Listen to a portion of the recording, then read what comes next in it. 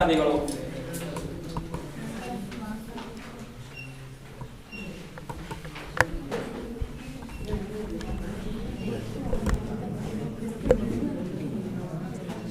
ಯಾವ ಗಂಗಾ ಉಪ ಹೇಳ್ರಿ ಮನೆಯದು ಯಮುನಾ ನದಿ ಗಂಗಾ ನದಿಯ ಉಪನದಿಗಳು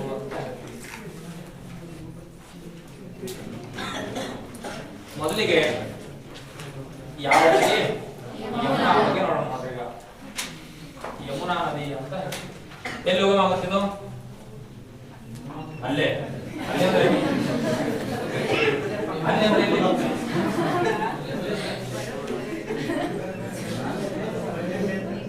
ಹೇಳಿ ಅಲ್ಲಿ ಇಲ್ಲಿ ಎಲ್ಲ ಬಿಡ್ಬೇಕು ಎಲ್ಲಿ ಏನನ್ನು ಬರೀಬೇಕು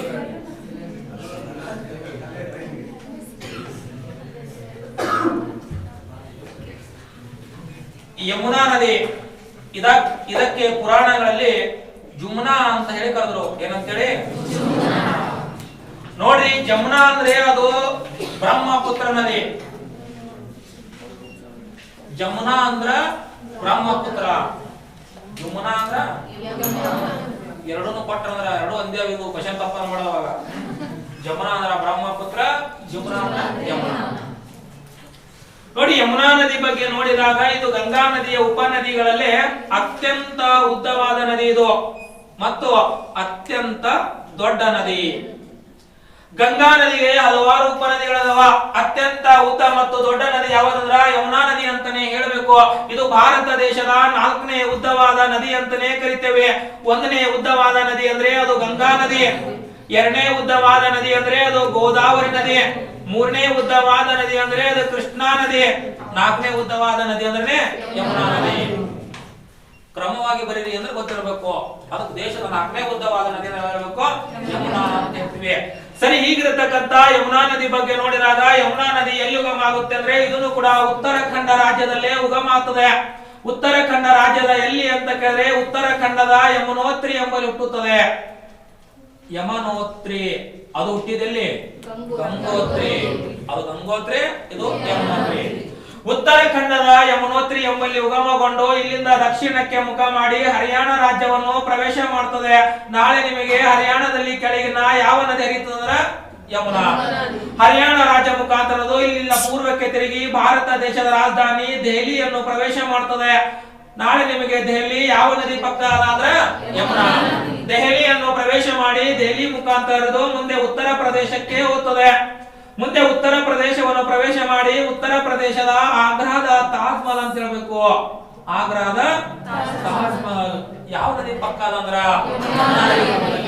ಉತ್ತರ ಪ್ರದೇಶವನ್ನು ಪ್ರವೇಶ ಮಾಡಿ ಉತ್ತರ ಪ್ರದೇಶದ ಆಗ್ರಾದ ತಾಜ್ ಮಹಲ್ ಮುಖಾಂತರ ಅದೇ ಉತ್ತರ ಪ್ರದೇಶದ ಅಲಹಾಬಾದ್ ಎಂಬಲ್ಲಿ ಅಲಹಾಬಾದ್ ಅಂತಕ್ಕಂತಲ್ಲಿ ಇದಕ್ಕೆ ಈಗಿನ ಹೆಸರೇನು ಪ್ರಯಾಗ್ರಾಜ್ ಅಂತ ಕರಿತೇವೆ ಪ್ರಯಾಗ್ ಅಂತಕ್ಕಂತಲ್ಲಿ ಹೋಗಿ ಗಂಗಾ ನದಿಯನ್ನು ಕೂಡಿಬಿಡ್ತದೆ ನೋಡ್ರಿ ಗಂಗಾ ಬರ್ತಿರ್ತದ ಹೇಳಿ ನಿಮಗ ಗಂಗಾ ಬರ್ತದ ಗಂಗಾ ನದಿಗೆ ಏನಾಗ್ಬಿಡ್ತದ ಜಾಯಿನ್ ಆಗ್ಬಿಡ್ತದ ಅಂತ ಹೇಳ್ತೇವೆ ಗಂಗಾ ನದಿ ಎಲ್ಲಿ ಹುಡ್ತದ ಅಲ್ಲೇ ಹುಡ್ತದ ಇದನ್ನು ಬಟ್ ಗಂಗಾ ನದಿ ಆ ಕಡೆ ಹೋದ್ರೆ ಇದು ಈ ಕಡೆ ಟರ್ನ್ ಆಗ್ಬಿಡ್ತದ ಹರಿಯಾಣ ದೆಹಲಿ ಮುಖಾಂತರದು ತಾಜ್ ಮಹಲ್ ಪಕ್ಕದಲ್ಲಿ ಇರೋದು ಉತ್ತರ ಪ್ರದೇಶದ ಅಲಹಾಬಾದ್ ಹೋಗಿ ಗಂಗಾ ನದಿಯನ್ನು ಸೇರಿಬಿಡ್ತದ ಉತ್ತರ ಪ್ರದೇಶದ ಅಲಹಾಬಾದ್ ಎಂಬಲ್ಲಿ ಗಂಗಾ ನದಿಯನ್ನು ಸೇರುತ್ತದೆ ಮೇಲ್ಗಡೆಯಿಂದ ಸರಸ್ವತಿ ನದಿಯನ್ನು ಬಂದು ಇಲ್ಲೇ ಸೇರ್ತದೆ ಈ ಕಡೆ ಸರಸ್ವತಿ ಬರ್ತದ ಈ ಕಡೆ ಗಂಗಾ ಬರ್ತದ ಈ ಕಡೆ ಯಮುನಾ 3 ನದಿಗಳು ಇಲ್ಲಿ ಕುಡ್ಕೋತವ ಎಲ್ಲಿ ಅದಕ್ಕೆ ಭಾರತದ ತ್ರಿವೇಣಿ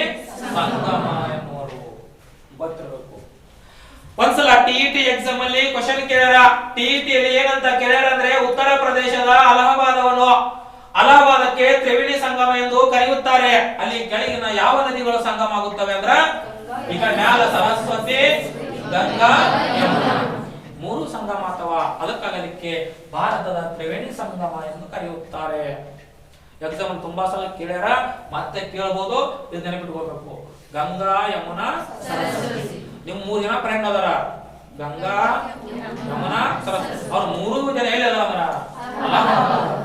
ಸರ್ ಅಲ್ಲಿ ಯಾರು ಇಲ್ರಿ ಅದನ್ನ ತಿಳ್ಕೊಬೇಕು ನೀವು ನಮ್ ಫ್ರೆಂಡ್ ಇಲ್ಲೇ ಇಲ್ಲ ಸರ್ ಇಲ್ಲೇ ಇದೇ ಕರೆಕ್ಟ್ ಆಗಿಲ್ಲ ಅಲ್ಲಿ ಇರ್ತಾರ ಅಂದ್ರೆ ಅದನ್ನ ತಿಳ್ಕೊಬೇಕು ಅಲಹಾಬಾದ್ ಒಳಗೆ ನಿಮ್ ಫ್ರೆಂಡ್ ಅದನ್ನ 3 ನದಿ ಕೂಡತಕ್ಕಂತ ಪ್ರದೇಶ. ಅದು ಬಿಟ್ರೆ ಮತ್ತೇನು ಕ್ವಶನ್ ಕೇಳೋದಂದ್ರ ತಾಜ್ ಮಹಲ್ ಯಾವ ನದಿ ದಡದಲ್ಲಿ ಅದ ಅಂತ ಕೇಳ್ತಾರ. ದೆಹಲಿ ಯಾವ ನದಿ ಪಕ್ಕ ಅದ ಅಂತ ಕೇಳ್ತಾರ. ಈ ಯಮುನಾ ನದಿ ಎಲ್ಲಿ ಅಂದ್ರೆ ಉತ್ತರ ಹರಿಯಾಣ ರಾಜ್ಯದಲ್ಲಿ ಹರಿಯುತ್ತಿರುವಾಗ ಹರಿಯಾಣದಲ್ಲಿ ಇದಕ್ಕೊಂದು ಅಣೆಕಟ್ಟನ್ನು ಕಟ್ಟಾರ. ಹಾತ್ನಿ ಅಣೆಕಟ್ಟು, ಹಾತ್ನಿ ಅಂತಕ್ಕಂತ ಅಣೆಕಟ್ಟನ್ನು ಕಟ್ಟಾರ. ನಾಳೆ ಹಾತ್ನಿ ಡ್ಯಾಮ್ ಇರುವುದು ಯಾವ ನದಿಗೆ ಅಂತ ಕೇಳಿದ್ರ ಯಮುನಾ ನದಿಗೆ ಅಂತ ಗೊತ್ತಿರಬೇಕು. ಇಷ್ಟು ನಿಮಗ ಯಾವ ನದಿ ಗೊತ್ತಿರಬೇಕು? ಯಮುನಾ ಈಗ ಒಂದು ಉಪನದಿ ಅದ ನೋಡ್ರಿ, ಇದು ಒಂದು ಉಪನದಿ ಅದ. ಯಾವ ನದಿ ಅಂದ್ರ ಚಂಬಲ್ ನದಿ. ನಿಮ್ಗೆ ಆಗಲೇ ಹೇಳಿನಿ ಗಂಗಾ ನದಿ ಉಪನದಿ ಅಂದ್ರ ಯಮುನಾ ಅಂತ ಹೇಳಿದೆ. ಎರಡನೇದು ಚಂಬಲ್ ಅಂತಾನೆ ಹೇಳಿನಿ. ಚಂಬಲ್ ಗಂಗಾ ನದಿ ಉಪನದಿನು ಯಮುನಾ ನದಿ ಉಪನದಿನು ಕೇಳ್ತೇವೆ. ಬಟ್ ಕರೆಕ್ಟ್ ಆಗಿ ಅಧ್ಯಯನ ಮಾಡಿದೇವ ಅಂದ್ರ ಚಂಬಲ್ ಯಾವ ನದಿ ಉಪನದಿ ಆಗ್ತದ? ಹೆಂಗ ಆತ ನೋಡ್ರಿ, ಇದು ಎಲ್ಲಿ ಉಗಮ ಆಗ್ತದೆ? ಚಂಬಲ್ ನದಿ ಬಗ್ಗೆ ನೋಡಿದಾಗ ಎಲ್ಲಿ ಉಗಮ ಆಗುತ್ತೆ ಅಂತ ಕೇಳಿದಾಗ ನೋಡಿ, ಇದು ಮಧ್ಯಪ್ರದೇಶ ರಾಜ್ಯದ ಇಲ್ಲಿರ್ತಕ್ಕಂಥ ರಾಜ್ಯವದು ಮಧ್ಯಪ್ರದೇಶ. ಮಧ್ಯಪ್ರದೇಶ ರಾಜ್ಯದ ಎಲ್ಲಿ ಅಂತ ಕೇಳಿದ್ರೆ ಮಧ್ಯಪ್ರದೇಶ ರಾಜ್ಯದ ವಿಂಧ್ಯ ಪರ್ವತ ಶ್ರೇಣಿಯ ಮೋಹ ಎಂಬಲ್ಲಿ ಹುಡ್ತದ. ಮೋಹ ಅಂತಕ್ಕಂಥ ಹುಡ್ತದ ನೋಡ್ರಿ. ಮಧ್ಯಪ್ರದೇಶದ ವಿಂಧ್ಯ ಪರ್ವತ ಶ್ರೇಣಿಯ ಮೋಹ ಎಂಬಲ್ಲಿ ಹುಟ್ಟಿಕೊಂಡು ಇಲ್ಲಿಂದ ಉತ್ತರ ಈ ಕಡೆ ವಾಯುವ್ಯ ಕಡೆ ಮುಖ ಮಾಡಿ ರಾಜಸ್ಥಾನಕ್ಕೆ ಹೋಗ್ತದ. ಇಲ್ಲಿರ್ತಕ್ಕಂಥ ರಾಜ್ಯನ ಯಾವ್ದಿದು? ರಾಜಸ್ಥಾನ ನೋಡಿ. ರಾಜಸ್ಥಾನ ರಾಜ್ಯವನ್ನು ಪ್ರವೇಶ ಮಾಡಿ ರಾಜಸ್ಥಾನದಲ್ಲಿ ಬಂದು ಮತ್ತೆ ಇದು ಪೂರ್ವಕ್ಕೆ ತಿರುಗಿ ಉತ್ತರ ಪ್ರದೇಶಕ್ಕೆ ಹೋಗ್ತದೆ. ಇದೆಲ್ಲ ಪೂರ್ತಿ ಉತ್ತರ ಪ್ರದೇಶನೇ ಅದ. ಹಿಂಗ ರಾಜಸ್ಥಾನದಲ್ಲಿ ಬಂದು ಪೂರ್ವಕ್ಕೆ ತಿರುಗಿ ಉತ್ತರ ಪ್ರದೇಶವನ್ನು ಪ್ರವೇಶ ಮಾಡ್ತದೆ. ಉತ್ತರ ಪ್ರದೇಶವನ್ನು ಪ್ರವೇಶ ಮಾಡಿ ಉತ್ತರ ಪ್ರದೇಶದ ಇಟಾವಾ ಎಂಬಲ್ಲಿ ಹೋಗಿ ಯಮುನಾ ನದಿಗೆ ಸೇರಿಬಿಡ್ತದೆ ನೋಡ್ರಿ.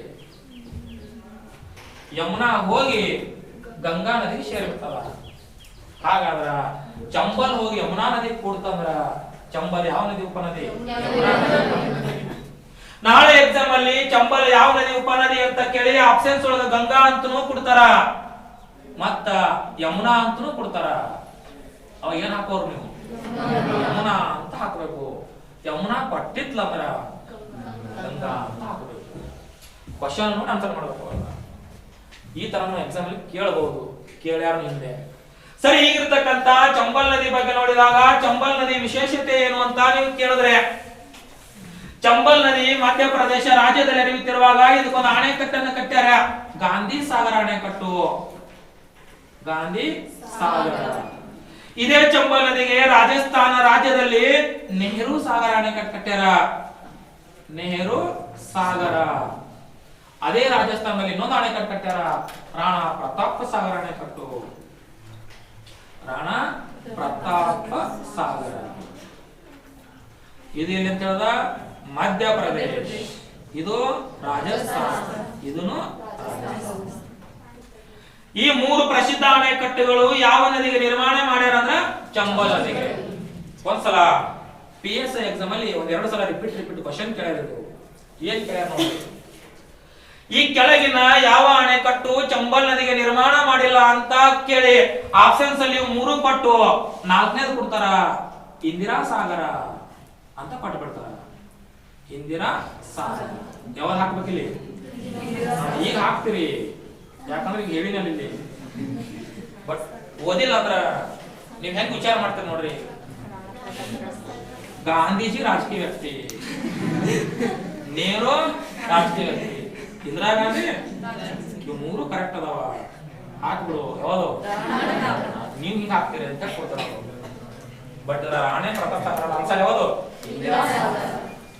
ಅದಕ್ಕೆ PSI ಕೇಳ್ಯಾರ. ಎಲ್ಲರೂ ಹಿಂಗೆ ವಿಚಾರ ಮಾಡಿ ಹಿಂಗ ಹಾಕೊಂಡಿದ್ರು. ಅದಕ್ಕೆ ಈ ತರ ಕ್ವಶನ್ ಕೇಳ್ತಾರೆ. ಇಂಥ ಕ್ವಶನ್ಗಳು ಬಂದಾಗ ಹುಷಾರಾಗಿರ್ಬೇಕು. ನೀವು ಈ ತರ ಲಿಂಕ್ ಮಾಡಕ್ ಹೋಗಬಾರದು.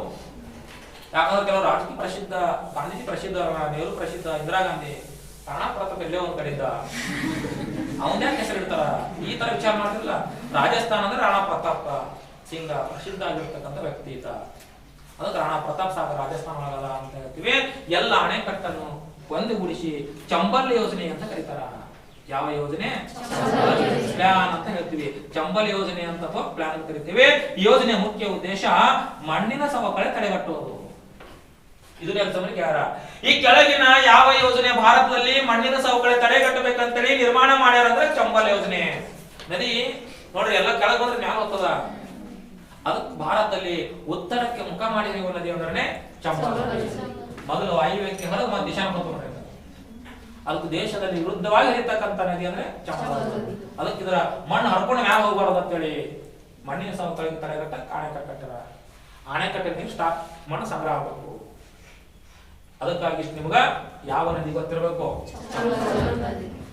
ಗಂಗಾ ನದಿ ಉಪನದಿ, ಯಮುನಾ ಉಪನದಿ ಯಾವುದು ಗೊತ್ತಾಯ್ತು. ಈಗ ನೆಕ್ಸ್ಟ್ ಬರ್ತದೆ ನೋಡ್ರಿ, ಕೋಶಿ ನದಿ ಅಂತ ಹೇಳ್ತೀವಿ. ಹುಡುಗಿಯರ ನಿದ್ದೆ ಮಾಡಾತ್ರ ನೋಡ್ರಿ ಒಬ್ರು, ಯಾರ ಎದ್ದು ಬಿಡ್ರಿ. ಹುಡುಗಿಯರ ನಿದ್ದೆ ಮಾಡಾದ್ರಿ, ಹುಡುಗರೊಳಗ ಇಬ್ರು ಮಾಡತ್ತಾರ, ಯಾರಂತ ಎದ್ದು ಬಿಡ್ಬೇಕು. ಈಗ ಇಲ್ಲಾಂದ್ರ ಕ್ವಶನ್ ಕೇಳ್ತೀನಿ ನೆಕ್ಸ್ಟ್. ನೀವು ಏನ್ರಿ ಹಿಂಗ ಅಲ್ಲಾಡ್ಬೇಕು ಅನಸ್ತಂದ್ರ ಗೊತ್ತಾಗೈತಿ ಹಿಂಗೆ ಮಾಡತ್ತಾರ. ನಾ ಈ ಕಡೆ ನೋಡಿದಾಗ ನೋಡ್ತಾರ, ಈ ಕಡೆ ಮುಖ ಇದ್ದಂದ್ರೆ ನಿದ್ದೆ ಸ್ಟಾರ್ಟ್. ಯಾರನ್ನೋದು ಎದ್ದು ಬಿಡ್ಬೇಕು. ಇಲ್ಲ ಅಂದ್ರ ಪಕ್ಕ ಇದು ಕ್ವಶನ್ ಕೇಳ್ತೀನಿ. ಇನ್ನೊಂದು ಲೈಫ್ ಒಳಗೆ ನಿದ್ದೆನೇ ಬರಬಾರ್ದು, ಹಂಗ ಮಾಡ್ಬಿಡ್ತೀನಿ. ಯಾರನ್ನು ಎದ್ದಾರ ಈಗ ಎದ್ದು ಕೂತಾರ, ಈಗ ನೀರ್ ಹಾಕಿ ಕುಡಿದು ರೆಡಿ ಆಗ್ರಿ. ನೆಕ್ಸ್ಟ್ ಯಾವ ನದಿ? ಕೋಶಿ ನದಿ. ಕೋಶಿ ನದಿ ಎಲ್ಲಿ ಹುಡ್ತದ? ಕೋಶಿ ನದಿ ಬಿಹಾರ ಹುಡ್ತದ? ಒಡಿಶಾ ಹುಡ್ತದ?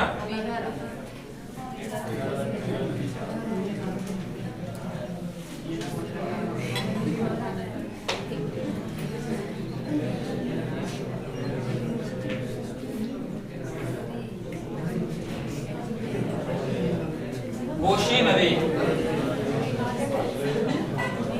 ನೋಡ್ರಿ, ಕೋಶಿ ನದಿಗೆ ಕೋಶಿ ನದಿ ಅಂತೂ ಕರೀತಾರ, ಇಲ್ಲಂದ್ರ ಸಪ್ತ ಕೋಶಿ ಅಂತ ಕರೀತಾರ. ಸಪ್ತ ಕೋಶಿ ಅಥವಾ ಅರುಣಾ ನದಿ ಅಂತ ಕರೀತಾರ. ಅರುಣಾ ನದಿ. ಈ ನದಿಗೆ ನೇಪಾಳ ದೇಶದಲ್ಲಿ ಅರುಣಾ ನದಿ ಅಂತ ಹೇಳಿ ಕರೀತಾರ. ಪುರಾಣಗಳಲ್ಲಿ ಸಪ್ತ ಕೋಶಿ ಅಂತ ಹೇಳಿ ಕರೆದಾರ. ಪ್ರೆಸೆಂಟ್ ಆಗಿ ಕೋಶಿ ಅಂತ ಕರೆದಾರ. ಸಪ್ತ ಕೋಶಿ ಹಂಗಂದ್ರ 7 ನದಿಗಳು ಸೇರಿ ಒಂದೇ ನದಿ ಆಗಿತ್ತು. ಯಾವ ನದಿ? ಹೆಂಗಿತ್ತಂದ್ರೆ ಅದು, ಅದಕ್ಕೆ ಸಪ್ತ ಕೋಶಿ ಅಂತ ಕರೆದಾರ. ಈಗಿಲ್ಲ ಅಷ್ಟು, ಅದಕ್ಕೆ ಆಗ ಇದು ಪ್ರೆಸೆಂಟ್ ಅಂದ್ರೆ ಕೋಶಿ ನದಿ ಅಂತ ನಾವು ಕರಿತೇವೆ. ಸರಿ, ಈಗಿರ್ತಕ್ಕಂಥ ನೋಡಿ, ನಾವು ಕೋಶಿ ನದಿ ಬಗ್ಗೆ ನೋಡಿದಾಗ ಕೋಶಿ ನದಿಗೆ ಬಿಹಾರದ ದುಃಖ ನದಿ ಅಂತ ಕರೀತಾರೆ. ಬಿಹಾರದ ದುಃಖ ನದಿ. ಕಣ್ಣೀರ್ ಅಂದ್ರೆ ಒಂದೇ, ದುಃಖ ಅಂದ್ರೆ ಒಂದೇ. ಸರ ಬುಕ್ನ ಕಣ್ಣೀರ್ ಬಟ್ಟಾರಿ, ದುಃಖ ಆದಾಗ ಕಣ್ಣೀರ್ ಬರ್ತಾವ. ಕಣ್ಣೀರ್ ಅಂದ್ರೆ ಒಂದೇ, ದುಃಖ ಅಂದ್ರೆ ಒಂದೇ. ಅದೇ ಹಂಗದೇ ತರ ಬರೋದು, ದುಃಖ ಕಣ್ಣೀರ ಪ್ರವಾಹ ಎಲ್ಲ ಒಂದೇ. ಕೋಶಿ ನದಿಗೆ ಬಿಹಾರದ ದುಃಖ ನದಿ ಅಂತಾನೆ ಕರೀತಾರ. ಹಾಗಾದ್ರೆ ಕೋಶಿ ನದಿ ಎಲ್ಲಿ ಉಗಮ ಆಗುತ್ತೆ ಅಂದ್ರೆ ನೇಪಾಳ ದೇಶದಲ್ಲಿ. ಇಲ್ಲಿರ್ತಕ್ಕಂಥ ದೇಶ ಯಾವುದು? ಕೋಶಿ ನದಿ ಎಲ್ಲಿ ಉಗಮ ಆಗುತ್ತೆ ಅಂದ್ರೆ ನೇಪಾಳ ದೇಶದ ಶೇಷ ಪಂಗಮ ಎಂಬಲ್ಲಿ ಹುಟ್ಟುತ್ತದೆ. ಶೇಷ ಪಂಗಮ ನೇಪಾಳ ದೇಶದ ಶೇಷ ಪಂಗಮ ಎಂಬಲ್ಲಿ ಹುಟ್ಟಿಕೊಂಡು ಇಲ್ಲಿಂದ ದಕ್ಷಿಣಕ್ಕೆ ಮುಖ ಮಾಡಿ ಬಿಹಾರ ರಾಜ್ಯದ ಮುಖಾಂತರ ಭಾರತಕ್ಕೆ ಬರ್ತದೆ. ಇಲ್ಲಿರ್ತಕ್ಕಂಥ ರಾಜ್ಯ ಯಾವುದು? ಬಿಹಾರ ರಾಜ್ಯದ ಮುಖಾಂತರ ಭಾರತ ದೇಶವನ್ನು ಪ್ರವೇಶ ಮಾಡಿ ಬಿಹಾರದ ಭಾಗಲ್ಪುರ್ ಎಂಬಲ್ಲಿ, ಭಾಗಲ್ಪುರ ಎಂಬಲ್ಲಿ, ಬಿಹಾರದ ಭಾಗಲ್ಪುರ್ ಎಂಬಲ್ಲಿ ಬಂದು ಇದು ಯಾವ ನದಿ ಕೂಡ್ತದೆ ಅಂತ ಕೇಳಿದ್ರೆ ಇಲ್ಲಿ ಗಂಗಾ ಹೋಗ್ತಿರ್ತ ನೋಡ್ರಿ. ಬಂದು ಗಂಗಾ ನದಿಗೆ ಜಾಯಿನ್ ಆಗ್ಬಿಡ್ತದ. ಹುಟ್ಟಿದ್ದು ನೇಪಾಳದೊಳಗ, ಏನಾಗಿದ್ದು ಭಾರತದೊಳಗ. ಇದು ನೇಪಾಳದಲ್ಲಿ ಹುಟ್ಟಿಕೊಂಡು ಬಿಹಾರ ಮುಖಾಂತರ ಭಾರತ ದೇಶಕ್ಕೆ ಬರುವಾಗ ಬಿಹಾರ ಜನರಿಗೆ ಬಹಳಷ್ಟು ತೊಂದರೆ ಮಾಡ್ತದ. ಅದಕ್ಕಾಗಿ ಬಿಹಾರದ ದುಃಖ ನದಿ ಅಂತ ಕರೆದರು. ಇದು ನದಿ ಬಿಹಾರ ಜನರಿಗೆ ಎಷ್ಟು ತೊಂದರೆ ಮಾಡ್ತಿತ್ತು ಅಂದ್ರ ಪ್ರತಿ ವರ್ಷ 3 ರಿಂದ 4 ಲಕ್ಷ ಜನ ಈ ಪ್ರವಾಹದಲ್ಲಿ ಸಾಯ್ತಿದ್ರು. ಅಷ್ಟೊಂದು ಡೇಂಜರ್ ನದಿ ಆಗಿತ್ತು. ಯಾವುದು? ಕೋಶಿ. ಅದಕ್ಕೆ ಭಾರತ ದೇಶಕ್ಕೆ ಸ್ವಾತಂತ್ರ್ಯ ಸಿಕ್ಕ ನಂತರ 1952ರಲ್ಲಿ ಬಿಹಾರದ ಪ್ರವಾಹ ತಡೆಗಟ್ಟಬೇಕಂತೇಳಿ ನೆಹರು ಅವರು ಪ್ರಧಾನಮಂತ್ರಿ ಇದ್ದಾಗ ನೇಪಾಳಕ್ಕೆ ಭೇಟಿ ಕೊಡ್ತಾರೆ. 1952ರಲ್ಲಿ ಬಿಹಾರದ ಪ್ರವಾಹ ತಡೆಗಟ್ಟಬೇಕಂತೇಳಿ ನೇಪಾಳಕ್ಕೆ ಭೇಟಿ ಕೊಡ್ತಾರೆ. ಭೇಟಿ ಕೊಟ್ಟು ನೇಪಾಳದ ಪ್ರಧಾನಮಂತ್ರಿ ಒಂದಿಗೆ ಚರ್ಚೆ ಮಾಡ್ತಾರ. ಚರ್ಚೆ ಮಾಡಿ 1954ರಲ್ಲಿ ನೇಪಾಳದೊಂದಿಗೆ ಒಪ್ಪಂದ ಮಾಡ್ಕೋತಾರ.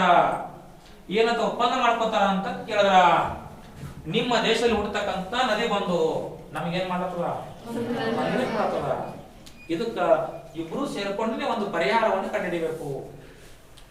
ಎರಡೂ ದೇಶಗಳ ಮಧ್ಯೆ ಒಪ್ಪಂದ ಆಗ್ತದೆ. ಒಪ್ಪಂದ ಪ್ರಕಾರ ಏನ್ ಮಾಡ್ತಾರಂದ್ರ ನೇಪಾಳ ಮತ್ತು ಭಾರತ ಎರಡೂ ದೇಶ ಸೇರ್ಕೊಂಡು ಜಂಟಿಯಾಗಿ ಒಂದು ಅಣೆಕಟ್ಟು ಕಟ್ಟಬೇಕು ಅಂತ ನಿರ್ಧಾರ ಮಾಡ್ತಾರ. ಭಾರತ ಮತ್ತು ನೇಪಾಳ ಎರಡೂ ದೇಶ ಸೇರ್ಕೊಂಡು ಏನ್ ಮಾಡ್ತಾರೆ, ಜಂಟಿಯಾಗಿ ಒಂದು ಅಣೆಕಟ್ಟನ್ನು ಕಟ್ತಾರೆ. ಎಲ್ಲಿ ಅಂದ್ರ ನೇಪಾಳ ದೇಶದಲ್ಲಿ ಕಟ್ತಾರ. ನೇಪಾಳ ದೇಶದ ಹನುಮಾನ ನಗರದಲ್ಲಿ ಕಟ್ತಾರ. ಹನುಮಾನ ನಗರ ಅಂದ್ರೆ ನೇಪಾಳ ದೇಶದ ಹನುಮಾನ ನಗರದಲ್ಲಿ ಭಾರತ ಮತ್ತು ನೇಪಾಳ ಜಂಟಿಯಾಗಿ ಅಣೆಕಟ್ಟನ್ನು ಕಟ್ಟಿಬಿಡ್ತಾರೆ. ಅವಾಗ ಎಲ್ಲ ನೀರು ಇಲ್ಲೇನಾಗ್ಬಿಡ್ತದ, ಸ್ಟಾಕ್ ಆಗ್ಬಿಡ್ತೈತಿ. ಅವಾಗ ಆಟೋಮೆಟಿಕ್ ಪ್ರವಾಹ ಏನಾಗ್ಬಿಡ್ತದ, ಕಡಿಮೆ ಆಗುತ್ತದ ಅಂತ ಹೇಳಿ ತಿಳ್ಕೊಂಡಿದ್ರು ಯಾರು, ನೇಪಾಳದವರು, ಭಾರತ. ಆದ್ರ ಪ್ರವಾಹ ತಡೆಗಟ್ಟಕ್ಕೆ ಆಗಲ್ಲ. ಏನಾಗುತ್ತಂದ್ರೆ ಇಲ್ಲಿ ಅಣೆಕಟ್ಟನ್ನು ಕಟ್ಟಿ ಬಿಡ್ತಾರೆ. ಅಣೆಕಟ್ಟು ಕಟ್ಟಿದ ಮೇಲೆ ಏನಾಗುತ್ತಂದ್ರೆ ಇಲ್ಲಿ ಸಂಗ್ರಹ ಆದಂತ ನೀರು ಮತ್ತೆ ಹಿಂಗ್ ಸೈಡಿಗೆ ಬರ್ತದ. ಅವ ಅಣೆಕಟ್ಟ ಉದ್ದು ಮಾಡ್ತಾರ. ಉದ್ದು ಮಾಡಿದ್ರು ಕೂಡ ಮತ್ತೆ ಹಿಂಗ್ ಊರಿದೆ ಬರ್ತದ. ಎಷ್ಟು ಉದ್ದು ಮಾಡ್ತೀರಿ ಮಾಡ್ರಿ, ಪ್ರವಾಹ ತಡೆಗಟ್ಟಕ್ಕೆ ಆಗಲ್ಲ. ಉದ್ದು ಮಾಡ್ತಾರ, ಎತ್ತರ ಮಾಡ್ತಾರ, ಏನ್ ಮಾಡಿದ್ರು ಈ ನದಿ ಸಿಕ್ಕಾಪಟ್ಟೆ ನೀರು ಬರ್ತಾ ಇತ್ತು. ಅವಾಗ ನೀರವರು ಈ ಪ್ಲಾನ್ ಅಲ್ಲಿಗೆ ಬಿಟ್ಟು ಬಿಡ್ತಾರ. ಇದೇನು ಆಗಲ್ಲ, ಬಿಆರ್ ಜನರಿಗೆ ಹೇಳ್ತಾರ, ನೀವೇ ಖಾಲಿ ಮಾಡಿಬಿಡ್ರಿ, ಯಾಕಂದ್ರೆ ನದಿಯನ್ನ ಮಾಡಂಗಿಲ್ಲ, ತಡೆಯಂಗಿಲ್ಲ. ಅವಾಗ ಅಷ್ಟಕ್ಕೆ ಯೋಜನೆ ಸ್ಟಾಪ್ ಆಗ್ತದ. ಮುಂದೆ 1972ರಲ್ಲಿ ಇಂದಿರಾ ಗಾಂಧಿ ಅವರು ಪ್ರಧಾನಿ ಇದ್ರು. 1972ರಲ್ಲಿ ಇಂದಿರಾ ಗಾಂಧಿ ಪ್ರಧಾನಿ ಇದ್ದಾಗ ಇವರು ನೇಪಾಳಕ್ಕೆ ಭೇಟಿ ಕೊಡ್ತಾರೆ. ನೇಪಾಳ ಪ್ರಧಾನಿಯೊಂದಿಗೆ ಚರ್ಚೆ ಮಾಡ್ತಾರ. ನೆಹರು ಅವರು ಪ್ರಧಾನ ಮಂತ್ರಿ ಇದ್ದಾಗ ಈ ಅಣೆಕಟ್ಟು ಕಟ್ಟಿರಿ, ಬಟ್ ಇದು ಸುಮ್ಮನೆ ವೇಸ್ಟ್ ಆಗ್ಯದ. ಈಗ ನನ್ನ ಜೊತೆಗೆ ಎರಡನೇ ಒಪ್ಪಂದ ಮಾಡ್ಕೋರಿ. ಏನ್ ಒಪ್ಪಂದ ಅಂದ್ರ, ನೀರು ಹಿಂಗ ಈ ಕಡೆ ಮತ್ತು ಈ ಕಡೆ ಸೈಡಿಂದ ಬರ್ತದ, ಸೈಡಿಗೆ ಗೋಡೆ ಕಟ್ಬಿಡೋಣ. ಈ ಕಡೆನೂ ಗೋಡೆ ಕಟ್ಟಮೆ, ಈ ಕಡೆನೂ ಗೋಡೆ ಕಟ್ಟಮೆ. ಹೀಗೆ ತಡೆಗೋಡೆ ಒಪ್ಪಂದ ಮಾಡ್ಕೋತಾರ. ತಡೆಗೋಡೆ ಒಪ್ಪಂದ ಎಷ್ಟರಲ್ಲಿ, ತಡೆಗೋಡೆ ಒಪ್ಪಂದ ಮಾಡ್ಕೊಂಡು ಏನ್ ಮಾಡ್ತಾರೆ, ಬಲಭಾಗದಲ್ಲಿ 60 ಕಿಲೋಮೀಟರ್ ಉದ್ದದ ಗೋಡೆಯನ್ನು ಕಟ್ಟಿಸ್ತಾರ. ಎಡಭಾಗದಲ್ಲಿ 60 ಕಿಲೋಮೀಟರ್ ಉದ್ದದ ಗೋಡೆಯನ್ನು ಕಟ್ಟಿಸ್ತಾರ. 60 ಮೀಟರ್ ಎತ್ತರ ಕಟ್ಟಿಸ್ತಾರ. ಅವಾಗ ಇಲ್ಲಿ ನೀರು ಸ್ಟಾಕ್ ಅದು ಯಾಕಡೆ ಬರ್ತದ, ಅವಾಗ ರಿಟರ್ನ್ ಹೋಗ್ಬಿಡ್ತಾರೆ. ರಿಟರ್ನ್ ಹೋಗಿ ಈ ಕಡೆ ಬೇರೆ ನದಿಗಳು ಸೇರ್ಕೊಂಡು ಬಂಗಾಳ ಕೊಲ್ಲಿಗೆ ಹೋಗ್ಬಿಡ್ತದ. ಇಷ್ಟೆಲ್ಲ ಮಾಡ್ಬೇಕಂತ ನೋಡ್ರಿ 54 ಸ್ಟಾರ್ಟ್ ಆಗಿ 74, 78ಕ್ಕೆ ಏನಾಗ್ತದೆ, ಏನು ಮಾಡಿರ್ತಾರ. 78ರಿಂದ ಬಿಹಾರದ ದುಃಖ ನದಿ ಕೋಶಿ ಅಲ್ಲ. ಈ ಪ್ರೆಸೆಂಟ್ ಆಗಿ ಬಿಹಾರ ದುಃಖ ನದಿ ಕೋಶಿ ನದಿ ಅಲ್ಲ. ಆದ್ರೂ ಕ್ವಶನ್ ಕೇಳ್ತಾರ, ಬಿಹಾರ ದುಃಖ ನದಿ ಯಾವ್ದು ಅಂತ ಹೇಳಿ, ನೀವು ಹೇಳ್ತೀರಿ ಕೋಶಿ ಅಂತ ಹೇಳಿ. ಹಂಗ ಕೇಳಿದ್ರೆ ಆನ್ಸರ್ ಹಾಕ್ರಿ, ಬಿಹಾರ ದುಃಖ ನದಿ ಕೋಶಿ ಅಂತಾನೆ ಹಾಕ್ರಿ. ಅದೇ ಮೇನ್ಸ್ ಎಕ್ಸಾಮ್ ಬರೆಯಕ್ ಹೋದ್ರೆ ಅಂದ್ರ ಕೋಶಿ ನದಿಯನ್ನು ಕುರಿತು ಟಿಪ್ಪಣಿ ಬರೀರಿ ಅಂತ ಕೇಳಿದ್ರಂದ್ರ ಫಸ್ಟ್ ಬರಿಬೇಕು. ಫಸ್ಟ್ ಲೈನ್ ಹಾಕ್ರಿ, ಕೋಶಿ ಬಿಹಾರದ ದುಃಖ ನದಿ, ಹಿಂಗೆಲ್ಲ ಬರ್ಕೊತ್ ಹೋಗಿ ಲಾಸ್ಟ್ ಅಲ್ಲಿ ಬರಿಬೇಕು, ಪ್ರಸ್ತುತ ಕೋಶಿ ಬಿಹಾರದ ದುಃಖ ನದಿ ಅಲ್ಲ. ಅವಾಗ ಗೊತ್ತಾಗ್ತದ ಇವ ಓದ್ಯಾನ, ನೀವು ಫಸ್ಟಿಗೂ ದುಃಖ, ದುಃಖ ಇನ್ನೂ ದುಃಖದೊಳಗೆ ಅದನ ಓದಿಲ್ಲ. ಬರೆಯುವಾಗ ಅಪ್ಡೇಟ್ ಮಾಡಿ ಎಲ್ಲ ಬರೀಬೇಕು. ಇಷ್ಟೆಲ್ಲ ಮಾಡಿ ಏನ್ ಮಾಡ್ಯಾರ, ಪ್ರವಾಹವನ್ನು ತಡೆಗಟ್ಟ್ಯಾರ. ಅದಕ್ಕಾಗಿ ಎಕ್ಸಾಮ್ ಅಲ್ಲಿ ಪದೇ ಪದೇ ಕೇಳ್ತಾರ, ಭಾರತ ಅಂತಾರಾಷ್ಟ್ರೀಯ ಮಟ್ಟದಲ್ಲಿ ನಿರ್ಮಾಣ ಮಾಡಿದ ಯೋಜನೆ ಯಾವುದು ಅಂತ ಕೇಳಿದ್ರ ಕೋಶಿ. ಅಥವಾ ಈ ಕೆಳಗಿನ ಯಾವ ಯೋಜನೆ ಅಂತಾರಾಷ್ಟ್ರೀಯ ಮಟ್ಟದ ಜಂಟಿ ಯೋಜನೆ ಅಂತ ಕೇಳ್ತಾರ, ಕೋಶಿ. ಜಂಟಿ ಎರಡು ದೇಶಗಳ ಯೋಜನೆ. ಇಷ್ಟೆಲ್ಲ ಹಿಂಗ್ ಮಾಡ್ಯಾರ ಅಂತ ಹೇಳಿ ಭಾರತ ಮತ್ತು ನೇಪಾಳ ಮಧ್ಯ ಗಡಿ ರೇಖೆ ಇಲ್ಲ, ಗಡಿ ಮುಕ್ತ ಒಪ್ಪಂದದ. ನೀವು ನೇಪಾಳಕ್ಕೆ ಆರಾಮಾಗಿ ಹೋಗ್ಬೋದು, ಯಾರು ಕೇಳಲಿಲ್ಲ. ಗಡಿ ಮುಕ್ತ ಒಪ್ಪಂದ ಐತಿ. ಬಾಂಗ್ಲಾ ಗಡಿ ರೇಖೆ ಐತಿಲ್ಲ, ಯಾಕೆ ಮೊದಲು ಪೂರ್ವ ಪಾಕಿಸ್ತಾನ ಇರ್ತದ. ಭೂತಾನ್ ಗಡಿ ರೇಖೆ ಇಲ್ಲ, ಮತ್ತ ಭೂತಾನ್ ಹೋಗ್ಬೋದು. ಮಯನ್ಮಾರ ಗಡಿ ರೇಖೆ ಅಲ್ಲ, ನದಿ ಅದ, ಇರವಾಡಿ ನದಿ ಅದ, ಆ ನದಿನೇ ಗಡಿ ರೇಖೆ ಅಂತ ಇದು ಮಾಡ್ಯಾರ. ಮತ್ತೆ ಬಾರ್ಡರ್ ಕೈತಿರ್ತಾರ, ಅಲ್ಲಿ ಆ ಕಡೆ ದಾಟೋದ್ರೆ ಅಲ್ಲಿ ಪರ್ಮಿಷನ್ ಬೇಕು. ನೇಪಾಳ ಮತ್ತು ಭೂತಾನಕ್ಕೆ ಯಾವುದೇ ನಿಮ್ ಗಡಿ ರೇಖೆಗಳು ಇಲ್ಲ. ಅದಕ್ಕೆ ನೇಪಾಳದವ್ರಿಗೆ ಎಲ್ಲಿ ಬಂದು ಕೆಲಸ ಮಾಡ್ತಿರ್ತಾರ ನೋಡ್ರಿ. ಅದೊಂದು ರಾಜ್ಯ ಇದ್ದಂಗೆ ಬೇಕು ಪಕ್ಕದಲ್ಲಿ. ನೀವು ನೇಪಾಳಕ್ಕೆ ಹೋದ್ರೆ ಯಾರು ಕೇಳ, ನಿಮ್ಗ ಆರಾಮ್ ಹೋದ್ರೆ ಯಾರು ಇಲ್ಲೇ ಹೊಂಟಿದೆ ಅಂತ ಕೇಳಂಗಿಲ್ಲ. ಗಡಿ ಮುಕ್ತ ಒಪ್ಪಂದ ಐತಿ ಅಂತ ಹೇಳ್ತೀವಿ. ಇಷ್ಟು ನಿಮಗ ಯಾವ ನದಿ ಬಗ್ಗೆ ಗೊತ್ತಿರಬೇಕು, ಕೋಶಿ ನದಿಗಿರುವ ಅಣೆಕಟ್ಟೆ ಯಾವ್ದಂದ್ರ ಕೋಶಿ ಅಣೆಕಟ್ಟು. ಯಾವ ದೇಶ ಒಳಗಂದ್ರೆ ಏನು, ಬಟ್ ಇದೇ ಕ್ವಶನ್ SD ಎಕ್ಸಾಮ್ ಅಲ್ಲಿ ಕೇಳ್ಯಾರ. ಕೋಶಿ ಅಣೆಕಟ್ಟು ಕಟ್ಟಿದ್ದು ಈ ಕೆಳಗಿನ ಯಾವ ಪ್ರದೇಶದಲ್ಲಿ ಅಂತಾನೆ ಕೇಳ್ಯಾರ. ಕೇಳಿ ಫಸ್ಟ್ ಆಪ್ಷನ್ ಕೊಟ್ಟಾರಿ, ಬಿಹಾರ್ ಅಂತ ಹೇಳಿ. ಯಾಕಂದ್ರೆ ಎಲ್ಲರ ಮೈಂಡ್ ಒಳಗ ಬಿಹಾರ ದುಃಖ ನದಿ ಯಾವುದು? ಕೋಶಿ. 4ನೇ ಆಪ್ಷನ್ಸ್ ನೇಪಾಳ ಅಂತ ಕೊಟ್ಟಿದ್ರು. ಬಟ್ ಎಲ್ಲರೂ ಬಿಹಾರ ದುಃಖ ಅಲ್ಲಿ ಕಟ್ಟಿರ್ಬೇಕಿತ್ತು ಗೊತ್ತಾರ. ಕೋಶಿ ಡ್ಯಾಮ್ ಇರೋದು ಯಾವ ದೇಶದೊಳಗ? ಬಿಹಾರ ಒಳಗೆ ಯಾವುದೇ ಅಣೆಕಟ್ಟೆ ಕಟ್ಟಿಲ್ಲ ಅಂತ ಗೊತ್ತಿರೋದು. ನೆಕ್ಸ್ಟ್ ಬರ್ತ ನೋಡ್ರಿ ನಾ ದಾಮೋದರಿ ನದಿ.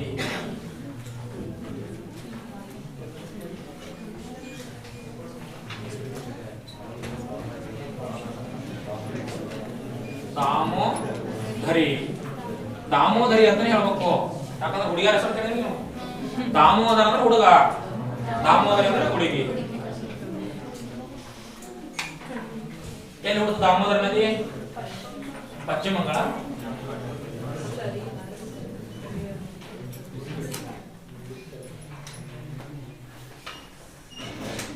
ನೋಡ್ರಿ ದಾಮೋದರಿ ನದಿ.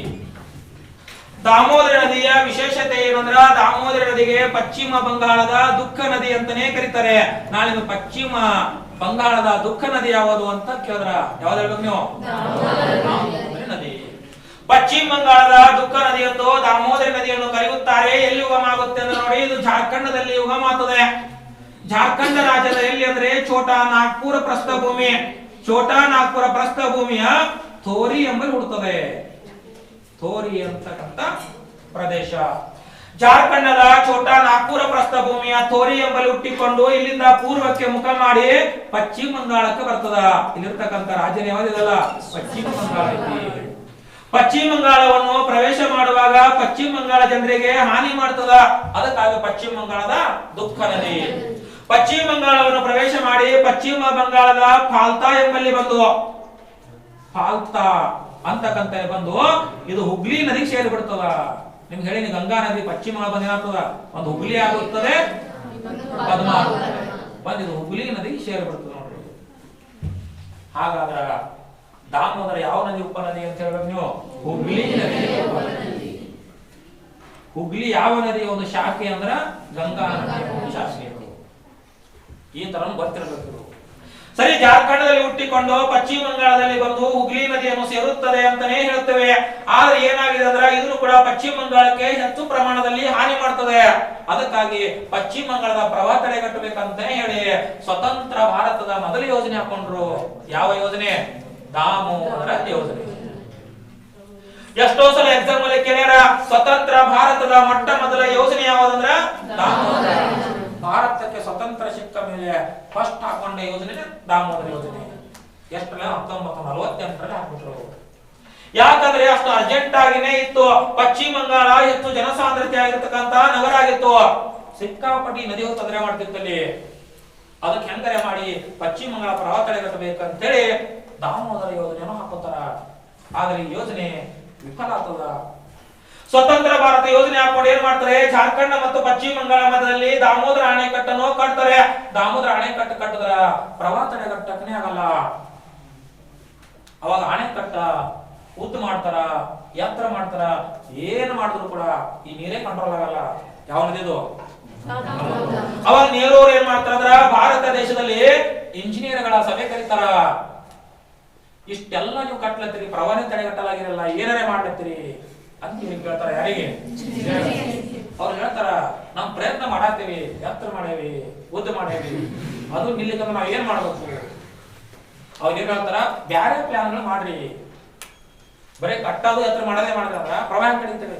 ಬ್ಯಾರೆ ಬೇರೆ ಬೇರೆ ತಲೆ ಓಡಿಸ್ಬೇಕು, ಟೆಕ್ನಿಕ್ ಯೂಸ್ ಮಾಡ್ಬೇಕು. ಅವಾಗ ಹೇಳ್ತಾರ, ಇಲ್ರಿ ತುಂಬಾ ಎತ್ತರ ಮಾಡ್ಬೇಡ. ಎಷ್ಟು ಎತ್ತರ ಮಾಡೋದಂದ್ರೆ 90 ಮೀಟರ್ಗಿಂತ ಹೆಚ್ಚಿಗೆ ಎತ್ತರ ಮಾಡ್ಬಿಡೋದು. ಅವಾಗ ಪ್ರವಾಹ ತಡೆಗಟ್ಟೋದು ಅಂತೇಳಿ ಆಯ್ತು ನೀವು ಹೇಳದಂಗೆ ಅಂತೇಳಿ ಎತ್ತರ ಮಾಡ್ತಾರ. ಎಷ್ಟು ಮೀಟರ್? 90. ಆದ್ರೂ ಪ್ರವಾಹ ತಡೆಗಟ್ಟಕ್ಕಾಗಲ್ಲ. ಅವಾಗ ನೆಹರು ಏನ್ ಮಾಡ್ತಾರ, ಅಮೆರಿಕದಲ್ಲಿ ಒಪ್ಪಂದ ಮಾಡ್ಕೋತಾರ. ಅಮೆರಿಕ ದೇಶದೊಂದಿಗೆ ಒಪ್ಪಂದ ಮಾಡ್ಕೋತಾರೆ. ಅಮೆರಿಕದ ಒಪ್ಪಂದ ಮಾಡ್ಕೊಂಡು ಅಲ್ಲಿ ಇರ್ತಕ್ಕಂತ ಪ್ರಸಿದ್ಧ ಇಂಜಿನಿಯರ್ಗಳಿಗೆ ಭಾರತಕ್ಕೆ ಕಳಿಸ್ತಾರ. ನಮ್ಮವರೇ ಹಿಂಗ್ ಮಾಡ್ಯಾರ, ನೀವ್ ಏನ್ ಮಾಡ್ತೀರಿ ನೋಡಿ. ಅವ್ರಿಗೆ ಕಳಿಸ್ತಾರ. ಅವ್ರಿಗೆ ಬಂದ್ ಹೇಳ್ತಾರ, ನೋಡ್ರಿ ನೀವು ಮಾಡಿದ್ರಿ ಕರೆಕ್ಟ್ ಮಾಡ್ರಿ, ಆದ್ರ ನೀವು ಪ್ರವಾಹ ತಡೆಗಟ್ಟಬೇಕಂದ್ರ ಇಲ್ಲಿ ಅಣೆಕಟ್ಟನೆ ಕಟ್ಟಬಾರದು ಅಂತ ಹೇಳ್ಬಿಡ್ತಾರ. ಯಾರು? ಕಟ್ಟದ್ರ ಪ್ರವಾಹ ಆಗ್ತದ, ಅಣೆಕಟ್ಟು ಕಟ್ಟಬೇಡ್ರಿ ಅಂತ ಹೇಳ್ತಾರ ಅವರು. ಯಾಕಂದ್ರೆ ನೀವು ಅಣೆಕಟ್ಟು ಕಟ್ಟಿ ನೀರು ಸ್ಟಾಕ್ ಮಾಡ್ತೀರಿ, ಮತ್ತೆ ಗೇಟ್ ತೆಗೆನ ನೀರಿನ ಪ್ರೆಷರ್ ಜಾಸ್ತಿ ಆಗ್ತದ, ಅದೇ ಪ್ರವಾಹ ಆಗ್ತದ. ಈ ಇಲ್ಲಿ ಅಣೆಕಟ್ಟ ತೆಗೆದು ಬಿಡ್ರಿ ಅಂತ ಹೇಳ್ತಾರ ಯಾವ ದೇಶದವರು. ಅವ್ರು ಹೇಳ್ತಾರ ಇಲ್ಲಿ ಅಣೆಕಟ್ಟನ್ನು ತೆಗಿರಿ, ಬಟ್ ಈ ನೀರು ಎಲ್ಲಿಂದ ಇಷ್ಟು ಬರ್ತದ ಅಂತ ಅಲ್ಲಿ ಪತ್ತೆ ಹಚ್ಚ್ರಿ. ಈ ನೀರು ಎಲ್ಲಿಂದ ಬರ್ತದ ಅಂತ ಹೇಳಿ ನೀವು ಅಧ್ಯಯನ ಮಾಡ್ರಿ, ಅಲ್ಲೇ ಹೋಗಿ ಡ್ಯಾಮ್ ಕಟ್ರಿ ಅಂತ ಹೇಳ್ತಾರ ಯಾವ ದೇಶದವರು. ಅವಾಗ ಸ್ಟಾರ್ಟ್ ಮಾಡ್ತಾರ್ರಿ ಈ ನೀರು ಎಲ್ಲಿಂದ ಬರ್ತಿತ್ತು ಇಷ್ಟೊಂದಂದ್ರ. ಈ ನದಿಗೆ 2 ಉಪನದಿಗಳಿದ್ದು, ಒಂದು ಕೋನಾರ ನದಿ, ಇನ್ನೊಂದು ಬಾರಾಗಾರ ನದಿ. ಇದಕ್ಕೆ ಒಂದು ಬಾರಾಗಾರ ನದಿ ಇತ್ತು, ಇನ್ನೊಂದು ಕೋನಾರ್ ಅಂತಕ್ಕಂಥ ನದಿ ಇತ್ತು. 2 ನದಿಗಳು ಇದಕ್ಕ ಸೇರ್ಕೊಂಡ ಮೇಲೆ ಈ ನದಿ ತುಂಬರಿತಿತ್ತು. ಅವಾಗ ಅಮೆರಿಕದಲ್ಲಿ ಹೇಳ್ತಾರ ನೀವು ಇಲ್ಲಿ ಅಣೆಕಟ್ಟು ಕಟ್ಟೋದು ವೇಸ್ಟ್ ಅದ, ಇದು ಇಲ್ಲಿ ಹೋಗಿ ಕಟ್ರಿ ಕೋನಾರ್ ನದಿ ಮತ್ತು ಬಾರಾಗಾರ ನದಿ.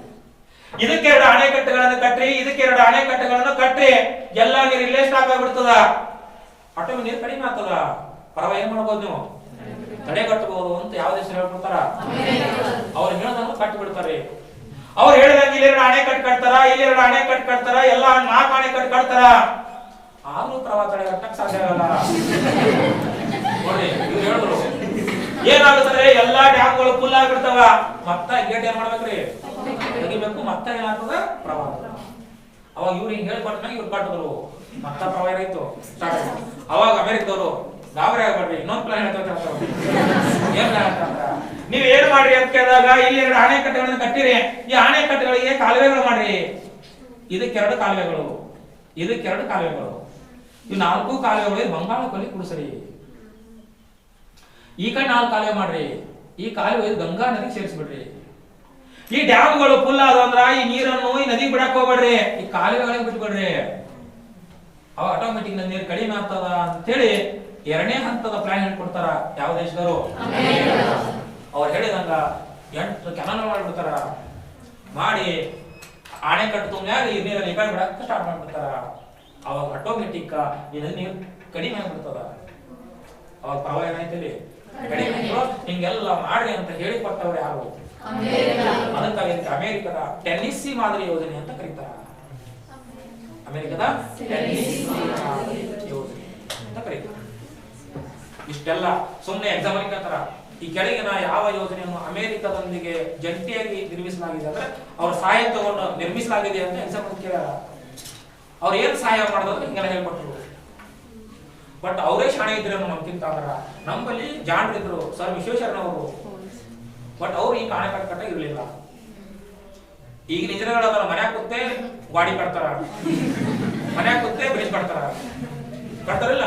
ಬಟ್ ಅವಾಗಿನ ಪ್ರಯೋಗ ಮಾಡಿ ಕಟ್ತಿದ್ರು. ಈಗ ಅದಕ್ಕೆ ಬ್ರಿಡ್ಜ್ ಕಟ್ ಬಂದ್ರೆ ವಾಪಸ್ ಬೀಳ್ತಿರ್ತಾವ. ಕಂಪ್ಯೂಟರ್ ಕೂತು ಗೋಡೆ ಕಟ್ತಾರ, ಮತ್ ಬ್ರಿಡ್ಜ್ ಹಂಗ ನಿಂತಿರ್ತಾವ. ಆ ತರ ಇಂಜಿನಿಯರ್ಗಳು ಈಗ ಅದರ. ಬಟ್ ಆಗ ಭಾರತದೊಳಗಿದ್ರು. ಬಟ್ ಅವ್ರ ಸಹಾಯದೊಂದಿಗೆ ಭಾರತದೊಳಗ ಈ ಯೋಜನೆ ಮಾಡಿದ್ರೆ ಯಾವ ಯೋಜನೆ? ಟೆನ್ನಿಸಿ.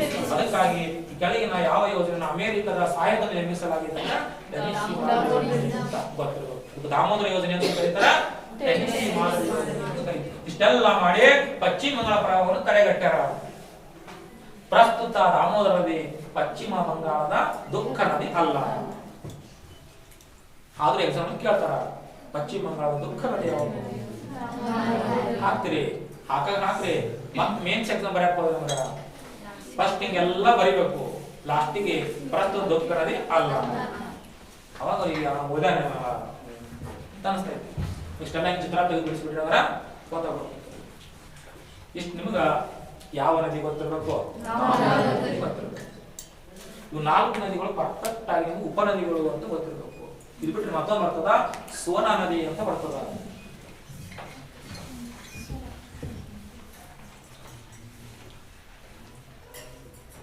ಎಲ್ಲಿ ಹುಡ್ತು ಸೋನಾ ನದಿ?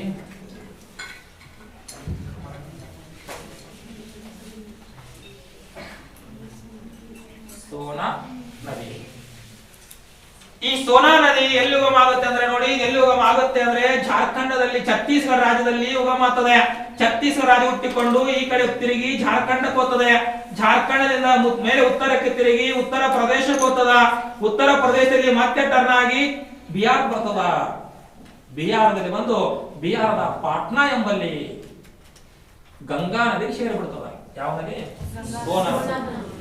ಸೋನಾ ನದಿ ದಕ್ಷಿಣ ಉಟ್ಕೊಂಡು ಮ್ಯಾಲ ಗಂಗಾ ನದಿ ಕುಡ್ಕೋತದ. ಇದು ಹುಟ್ಟೋದನ್ನ ಅವಶ್ಯಕತೆ ಇಲ್ಲ. ಬಟ್ ಏನ್ ಗೊತ್ತಿರ್ಬೇಕಂದ್ರೆ ನೋಡ್ರಿ, ಈ ನದಿ ಒಂದು ಉಪನದಿ ಅದ ರೀ. ಅದರ ಹೆಸರು ರಿಹಾಂದ್ ನದಿ. ರಿಹಾಂದ್ ಅಂತಕ್ಕಂಥ ನದಿ ನೋಡ್ರಿ. ಗಂಗಾ ನದಿ ಉಪನದಿ ಯಾವುದು? ಸೋನಾ. ಸೋನ ನದಿ ಉಪನದಿ ಯಾವುದು? ಈ ರಿಯಾದ್ ನದಿ ಉತ್ತರ ಪ್ರದೇಶದಲ್ಲಿ ಹರಿತಕ್ಕಂತ ಪ್ರಮುಖವಾದ ನದಿ ಅಂತ ಗೊತ್ತಿರಬೇಕು. ಈ ರಿಯಾದ್ ಅಂತಕ್ಕಂಥ ನದಿ ಉತ್ತರ ಪ್ರದೇಶದಲ್ಲಿ ಹರಿಯುತ್ತಿರುವಾಗ ಈ ರಿಯಾದ್ ನದಿಗೆ ಒಂದು ಅಣೆಕಟ್ಟು ಕಟ್ಟಾರೆ. ಅದರ ಹೆಸರು ಗೋವಿಂದ ವಲ್ಲಭ ಪಂತ. ಗೋವಿಂದ ವಲ್ಲಭ ಪಂತ ಅಂತಕ್ಕಂಥ ಅಣೆಕಟ್ಟು ಕಟ್ಟಾರ ನೋಡ್ರಿ. ಸೋನಾ ನದಿ ಉಪನದಿ ಯಾವುದು? ರಿಯಾದ್. ಈ ರಿಯಾದ್ ನದಿ ಉತ್ತರ ಪ್ರದೇಶ ರಾಜ್ಯದಲ್ಲಿ ಯಾವ ಅಣೆಕಟ್ಟು? ಗೋವಿಂದ ವಲ್ಲಭ ಪಂತ ಅಣೆಕಟ್ಟನ್ನು ಕಟ್ಟಾರ. ಈ ಗೋವಿಂದ ವಲ್ಲಭ ಪಂತ ಅಣೆಕಟ್ಟಿನ ವಿಶೇಷತೆ ಏನಂದ್ರ, ಗೋವಿಂದ ವಲ್ಲಭ ಪಂತ ಎಂಬುವರು ಉತ್ತರ ಪ್ರದೇಶದ ಮಾಜಿ ಮುಖ್ಯಮಂತ್ರಿಗಳು.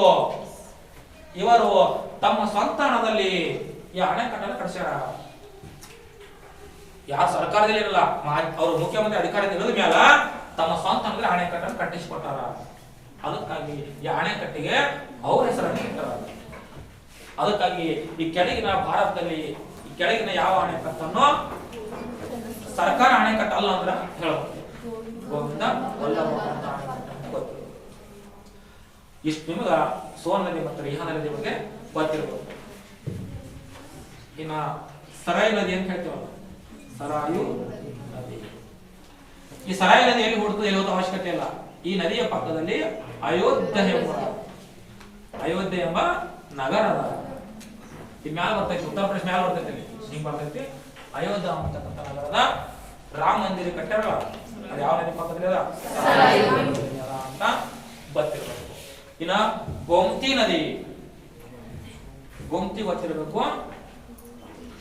ಗೋಮತಿ ನದಿ, ಈ ಗೋಮತಿ ಎಲ್ಲಿ ಹುಡ್ತೋ ಎಲ್ಲಿ ಹೋಗ್ತೋ ಅದು ಬೇಕಾಗಿಲ್ಲ.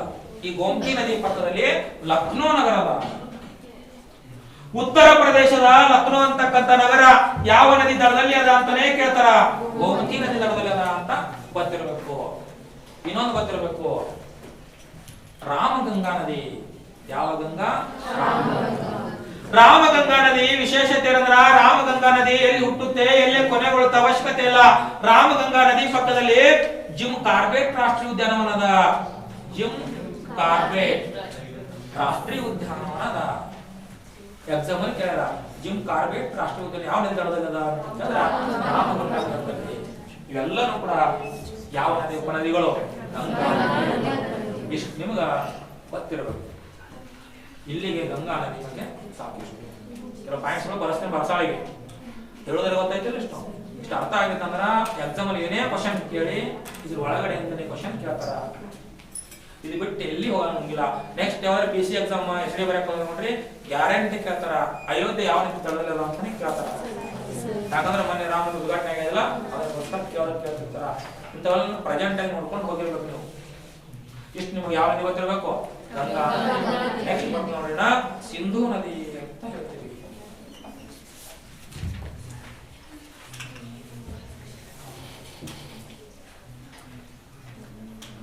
ಏನ್ ಹುಡ್ತಾ ಸಿಂಧೂ ನದಿ? ಎಲ್ಲಿ?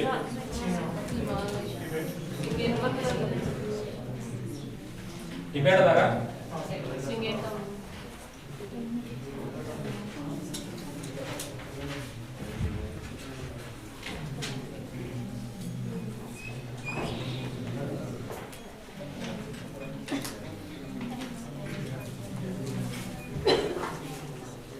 ಇದು ಅಂತ ಹೇಳಿ ಆಮೇಲೆ ಬರ್ತೀವಿ ನೋಡಿ. ಸಿಂಧೂ ನದಿ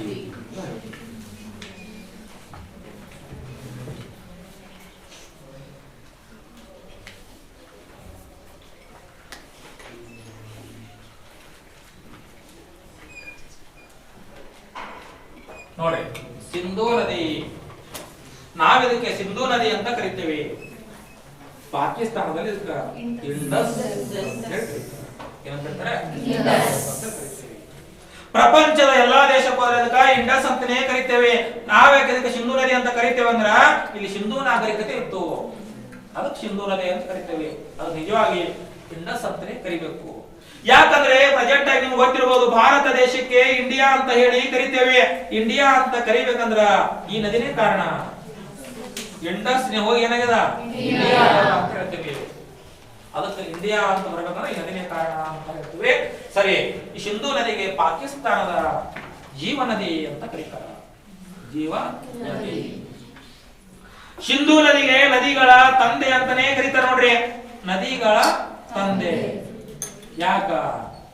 ತಾಯಿ ಯಾರು ಅಂತ ಕೇಳಿದ್ರ, ತಾಯಿ ಗಂಗಾ ನದಿಗೆ ತಾಯಿ ಅಂತ ಕರೀತಾರ. ನದಿಗಳ ತಾಯಿ ಅಂದ್ರ ಗಂಗಾ ನದಿ, ನದಿಗಳ ತಂದೆ ಅಂದ್ರ ಮತ್ತೆ ಗಂಡಾಡ್ತಿದ್ರೆ ಹಂಗ ವಿಚಾರ ಮಾಡ್ಬೋದು. ಯಾಕೆ ತಂದೆ ಅಂತ ಕೇಳೋದು, ಯಾಕೆ ತಾಯಿ ಕೇಳೋದು? ತಂದೆ ಅಂತ ಹ್ಯಾಂಗ ಗೊತ್ತ ಹೆಸರು ಬರೋದ ನೋಡ್ರಿ. ಇಲ್ಲಿ ಹಿಮಾಲಯ ಪರ್ವತಗಳದಾವ, ಹೌದಿಲ್ಲ? ಮೊದಲು ಹಿಮಾಲಯ ಪರ್ವತಗಳು ಇರಲಿಲ್ಲ. ಅಲ್ಲಿ ಒಂದು ಸಮುದ್ರ ಇತ್ತು, ಟೆಥಿಸ್ ಅಂತಕ್ಕಂಥ ಸಮುದ್ರ ಇತ್ತು ಅಂತ ಹೇಳ್ತೀವಿ. ಹಿಮಾಲಯ ಪರ್ವತಗಳು ಉಗಮಗೊಳ್ಳುವುದಕ್ಕಿಂತ ಮುಂಚೆ ಇಲ್ಲಿ ಟೆಥಿಸ್ ಅಂತಕ್ಕಂಥ ಸಮುದ್ರ ಇತ್ತು. ಹಾಗಾದ್ರೆ ಗಂಗಾ ನದಿ ಇರಲಿಲ್ಲ, ಬ್ರಹ್ಮಪುತ್ರ ಇರಲಿಲ್ಲ, ಸಿಂಧೂ ನದಿ ಇರಲಿಲ್ಲ.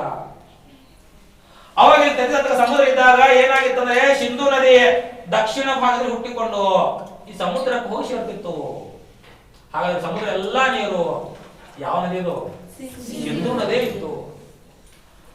ಈ ಸಮುದ್ರದ ಮೇಲ್ಭಾಗದಲ್ಲಿ ಲಾರೇಸಿಯಾ ಅಂತಕ್ಕಂತ ಭೂಪ್ರದೇಶ ಇತ್ತು, ಕೆಳಗಡೆ ಗೋಂಡ್ವಾನ ಅಂತಕ್ಕಂತ ಭೂಪ್ರದೇಶ ಇತ್ತು. ಸುಮಾರು ವರ್ಷಗಳ ಹಿಂದೆ ಏನಾಯ್ತು ಅಂತ ಕೇಳಿದಾಗ, ಎರಡೂ ಭೂಪ್ರದೇಶಗಳು ಚಲಿಸ್ತಾ ಚಲಿಸ್ತಾ ಹೋಗಿ ಕೂಡ್ಕೊಂಡು ಬಿಡ್ತವೆ. ಕೂಡಿಕೊಂಡಾಗಿ ಇದ್ದಂತ ಸಮುದ್ರ ನೀರೆಲ್ಲ ಏನಾಗ್ತದ, ಮ್ಯಾಲೆ ಹೋಗಿ ಮೇಲಕ್ಕೆ ಹೋಗಿ ಅದೇ ಹಿಮಾಲಯ ಸೃಷ್ಟಿಯಾಗ್ಬಿಡ್ತದ. ಹಿಮಾಲಯ ಸೃಷ್ಟಿ ಆದ್ಮೇಲೆ ಹಲವಾರು ನದಿಗಳು ಹುಟ್ಕೊಂಡ್ ಬಿಡ್ತಾವ. ಬಟ್ ಅವರ ಹಿಮಾಲಯ ಸೃಷ್ಟಿ ಆಗ್ಬೇಕಂದ್ರ ಎಲ್ಲಾ ಹಿಮ ಯಾವ ನದಿ ನೀರದ ಅಂದ್ರೆ ಸಿಂಧೂ ನದಿ ನೀರೇ ಅದ. ಆ ಹಿಮಾಲಯ ಸೃಷ್ಟಿ ಹಲವಾರು ನದಿಗಳು ಹುಟ್ಕೊಂಡ್ ಬಿಟ್ಟು ಅಂದ್ರ ಅದಕ್ಕೆ ಯಾವ ನದಿ ಕಾರಣ ಆಯ್ತು ಅಂತ ಅರ್ಥ, ಸಿಂಧೂ ನದಿ ಕಾರಣ ಆಯ್ತು. ಅಂದ್ರ ಹಿಮಾಲಯ ಇರತಕ್ಕಂಥ ಎಲ್ಲಾ ಹಿಮ ಗಟ್ಟಿ ಆಗಿದ್ದು ಸಿಂಧೂ ನದಿ ಅಂತ ಹೇಳ್ತಾರ. ಅದಕ್ಕೆ ನದಿಗಳ ತಂದೆ ಅಂತ ಹಿಡಿದುಕೊಟ್ರು. ಹುಟ್ಟಿದ ಮ್ಯಾಗ ಗಂಗಾ ನದಿ ಹುಟ್ಟುಬಿಡ್ತು. ಬಟ್ ಗಂಗಾ ನದಿಗೆ 10 ಉಪನದಿಗಳದಾವ. ಅದಕ್ಕೆ ತಾಯಿ ಅಂತ ಹೇಳಿ ಕರೆದ್ರು. ಎಲ್ಲಾ ನದಿ ಹುಟ್ಕೊಳ್ಳೋದಕ್ಕೆ ಕಾರಣ ಆಯ್ತು ಅಂತ ಹೇಳಿ ಏನ್ ಕರೆದ್ರು, ತಂದೆ ಅಂತ ಹೇಳಿ ಕರೆದ್ರು ಅಂತ ಹೇಳಿ ಪುರಾಣಗಳಲ್ಲಿ ಹೇಳ್ತಾರ. ಬಟ್ ಅದೆಲ್ಲ ನಿಮ್ಗೆ ಬೇಕಾಗಿಲ್ಲ. ಎಲ್ಲಿ ಹುಡುತು ನೋಡ್ರಿ, ಎಲ್ಲಿ ಬರ್ತಾ ಇದ್ದೀವಿ ನೋಡಿ. ಸಿಂಧೂ ನದಿ ಬಗ್ಗೆ ನೋಡಿದಾಗ, ಸಿಂಧೂ ನದಿ ಎಲ್ಲಿ ಉಗಮ ಆಗುತ್ತೆ ಅಂತ ನೀವು ಕೇಳಿದ್ರೆ, ಇದು ಟಿಬೆಟ್ ದೇಶದ ಯಾವ ಪರ್ವತ ಅಂದ್ರೆ ಕೈಲಾಸ ಪರ್ವತ. ಕೈಲಾಸ ಪರ್ವತದ ಮಾನಸ ಸರೋವರದ ಸಿಂಗ್ ಖಬಾಚ್ ಎಂಬಲ್ಲಿ ಹುಟ್ಟುತ್ತದೆ. ಸಿಂಗ್ ಖಬಾಚ್ ಎಲ್ಲರೂ ಕರೀತಾರ. ಓಕೆ. ಟಿಬೆಟ್ ದೇಶದ ಕೈಲಾಸ ಪರ್ವತದ ಮಾನಸ ಸರೋವರದ ಸಿಂಗೆ ಖಬಾಚ್ ಅಂತಕ್ಕಂಥಲ್ಲಿ ಹುಟ್ಟಿಕೊಂಡು ಇಲ್ಲಿಂದ ಈ ಕಡೆ ಮುಖ ಮಾಡಿ, ಯಾವ ಕಡೆ? ವಾಯುವ್ಯಕ್ಕೆ ಮುಖ ಮಾಡಿ. ವಾಯುವ್ಯಕ್ಕೆ ಮುಖ ಮಾಡಿ ಡಮ್ ಚಕ್ನ ಅಂತಕ್ಕಂಥ ಕಣಿವೆಯಲ್ಲಿ ಹರಿದು, ಡಮ್ ಚಕ್ನ ಯಾವ ಕಣಿವೆ ಮುಖಾಂತರ ಭಾರತಕ್ಕೆ ಬರ್ತದಂದ್ರ ಡಮ್ ಚಕ್ನ ಅಂತಕ್ಕಂಥ ಕಣಿವೆ ಮುಖಾಂತರ ಭಾರತ ದೇಶವನ್ನು ಪ್ರವೇಶ ಮಾಡಿ ಲಡಾಖ್ ಬರ್ತದ. ಇಲ್ಲಿರೋದು ಲಡಾಖ್, ಇಲ್ಲಿರೋದು ಜಮ್ಮು ಕಾಶ್ಮೀರ. ಲಡಾಖವನ್ನು ಪ್ರವೇಶ ಮಾಡಿ ಲಡಾಖ್ ಪರ್ವತ ಶ್ರೇಣಿ ಮತ್ತು ಜಾಸ್ಕರ ಪರ್ವತ ಶ್ರೇಣಿ ಎರಡರ ಮಧ್ಯದಲ್ಲಿ ಹರಿತದ. ಲಡಾಖ್ ಮತ್ತು ಜಾಸ್ಕರ ಪರ್ವತ ಶ್ರೇಣಿಗಳ ಮಧ್ಯದಲ್ಲಿ ಹರಿದು ಮುಂದೆ ಜಮ್ಮು ಕಾಶ್ಮೀರವನ್ನು ಪ್ರವೇಶ ಮಾಡಿ ಪಿಒಕೆ ಎಂಬಲ್ಲಿ ಹರಿತದ. ಇದು ಪಿಒಕೆ ಅಂತಕ್ಕಂಥ ಪ್ರದೇಶ. ಪಿಒಕೆ ಅಂದ್ರೆ ಏನು? ಪಿಒಕೆ ಅಂತಕ್ಕಂಥ ಪ್ರದೇಶದಲ್ಲಿರೋದು ಮುಂದೆ ಇದು ನಂದ ಪರ್ವತ ಬಳಿ ಬಂದು ಪಾಕಿಸ್ತಾನಕ್ಕೆ ಹೋಗ್ಬಿಡ್ತದೆ. ಪಾಕಿಸ್ತಾನಕ್ಕೆ ಹೋಗಿ ಪಾಕಿಸ್ತಾನದ ಮುಖಾಂತರ ಹರಿತಾ ಪಾಕಿಸ್ತಾನದ ಕರಾಚಿ ಎಂಬಲ್ಲಿ ಬಂದು ಯಾವ ಸಮುದ್ರ ಸೇರಿಬಿಡ್ತದ? ಅರಬ್ಬಿ ಸಮುದ್ರ ಸೇರಿಬಿಡ್ತದ. ಹುಟ್ಟಿದ್ನು ಬೇರೆ ದೇಶದೊಳಗ, ಏಟಾಗಿದ್ನು ಬೇರೆ, ಮಧ್ಯದಲ್ಲಿ ನಮ್ಮ ದೇಶ ಒಳಗದ. ಅದಕ್ಕೆ ನಾವು ಅಧ್ಯಯನ ಮಾಡ್ಬೇಕು. ಸ್ವಲ್ಪ ತುದಿಯಿಂದ ಹೋಗಿತ್ತಂದ್ರೆ ನಾವು ಸ್ಟಡಿ ಮಾಡೋ ಅವಶ್ಯಕತೆ ಇರಲಿಲ್ಲ. ಸ್ವಲ್ಪ ಒಳಗಡೆ ಬಂದದ ಅಂತ ಹೇಳಿ ನೋಡಬೇಕಾಗ್ಯದ. ಇದು ಒಳಗಿದ್ದದನ್ನು ನಾವು ಅಧ್ಯಯನ ಮಾಡ್ಬೇಕು. ಇಲ್ಲಿ ಇದು ಸಿಂಧೂ ನದಿ ಪಾಕಿಸ್ತಾನದಲ್ಲಿ ಅಧ್ಯಯನ ಮಾಡ್ತಾರ. ಅವ್ರಿಗೆ ಜಾಸ್ತಿ ಐತಿ ಇದು ಅಣೆಕಟ್ಟೆಗಳು, ನೀರಾವರಿ. ಬಟ್ ನಮ್ಮಲ್ಲಿ ಸ್ವಲ್ಪ ಇಲ್ಲಿ ಕ್ರಾಸ್ ಹೋಗ್ಯದ ಅಂತ ಹೇಳಿ ನಾವು ಕೂಡ ಇದ್ರ ಬಗ್ಗೆ ಏನ್ ಮಾಡ್ಬೇಕು, ಅಧ್ಯಯನ ಮಾಡಬೇಕು. ಸರಿ, ವಿಶೇಷತೆ ನೋಡ್ರಿ. ಸಿಂಧೂ ನದಿ ಇಲ್ಲಿ ಪ್ರಾರಂಭಗೊಂಡು ಇಲ್ಲಿ ಏಳುವರೆಗೂ 2880 ಕಿಲೋಮೀಟರ್ ಉದ್ದದ, ಅಲ್ಲಿಂದ ಇಲ್ಲಿವರೆಗೂ. ಬಟ್ ಭಾರತ ಒಳಗಿರುವುದು 709 ಕಿಲೋಮೀಟರ್. ಭಾರತ ಒಳಗೆ ಇಷ್ಟೇ ಐತಿ. ಉಳಿದೆಲ್ಲ ಭಾಗ ಪಾಕಿಸ್ತಾನ ಮತ್ತು ಟಿಬೆಟ್ ಭಾಗ ಅಂತ ಹೇಳ್ತೀವಿ. ವಿಶೇಷತೆ ನೋಡ್ರಿ, ಈ ನದಿ ಪಿಒಕೆ ಅಂತಕ್ಕಂತ ಪ್ರದೇಶದಲ್ಲಿ ಹರಿಯುತ್ತಿರುವಾಗ ಏನಾಗಿದೆ ಅಂತ ಕೇಳಿದಾಗ ಇದು ಪಿಒಕೆ ಅಂದ್ರ ಪಾಕಿಸ್ತಾನದವರು ಆಕ್ರಮಣ ಮಾಡಿರ್ತಕ್ಕಂಥ ಪ್ರದೇಶದು. ಈ ಪಿಒಕೆ ಅಂತಕ್ಕಂತ ಪ್ರದೇಶದಲ್ಲಿ ಹರಿಯುತ್ತಿರುವಾಗ ಏನಾಗಿದೆ ಅಂದ್ರ ಪಾಕಿಸ್ತಾನ ದೇಶದವರು ಇಲ್ಲೊಂದು ಅಣೆಕಟ್ಟು ಕಟ್ಟಕ್ಕೆ ಅಡಿಪಾಯ ಹಾಕ್ಯಾರ. ಡೈಮರ್ ಭಾಷಾ ಅಂತಕ್ಕಂಥ ಅಣೆಕಟ್ಟು ಕಟ್ಟಕ್ಕ ಅಡಿಪಾಯವನ್ನ ಹಾಕ್ಯಾರ. ಯಾವ ದೇಶದವರು? ಇದಕ್ಕೆ ಭಾರತದವರು ವಿರೋಧವನ್ನು ಮಾಡ್ಯಾರ. ನೀವು ಆಕ್ರಮಣ ಮಾಡಿರಿ, ಅದು ನಿಮ್ದಲ್ಲದು, ಅದು ಇನ್ನ ಇಬ್ಬರ ಮಧ್ಯದೊಳಗೈತಿ, ಅಲ್ಲಿ ನೀವು ಅಣೆಕಟ್ಟು ಕಟ್ಟಂಗಿಲ್ಲ ಅಂತ ವಿರೋಧ ಮಾಡ್ಯಾರ. ಆದ್ರ ಈ ಅಣೆಕಟ್ಟು ಕಟ್ಟಾಕ ಚೀನಾದವರು ಸಪೋರ್ಟ್ ಮಾಡ್ಲತ್ತಾರ ಅವರಿಗೆ. ಯಾರಿಗೆ? ನೀವು ಕಟ್ರಿ, ದುಡ್ಡು ಬೇಕಾದ್ರೆ ನಾವು ಕೊಡ್ತೇವೆ. ಯಾವ ದೇಶದವರು? ಚೀನಾ. ಭಾರತ ಚೀನಾನು ಶತ್ರುನೇ, ಅದಕ್ಕೆ ದುಶ್ಮನ್ ದೋಸ್ತ ಐತಿ ನೋಡ್ರಿ. ಇಬ್ರು ದೋಸ್ತರಾಗ್ಯಾರ ಅವರು.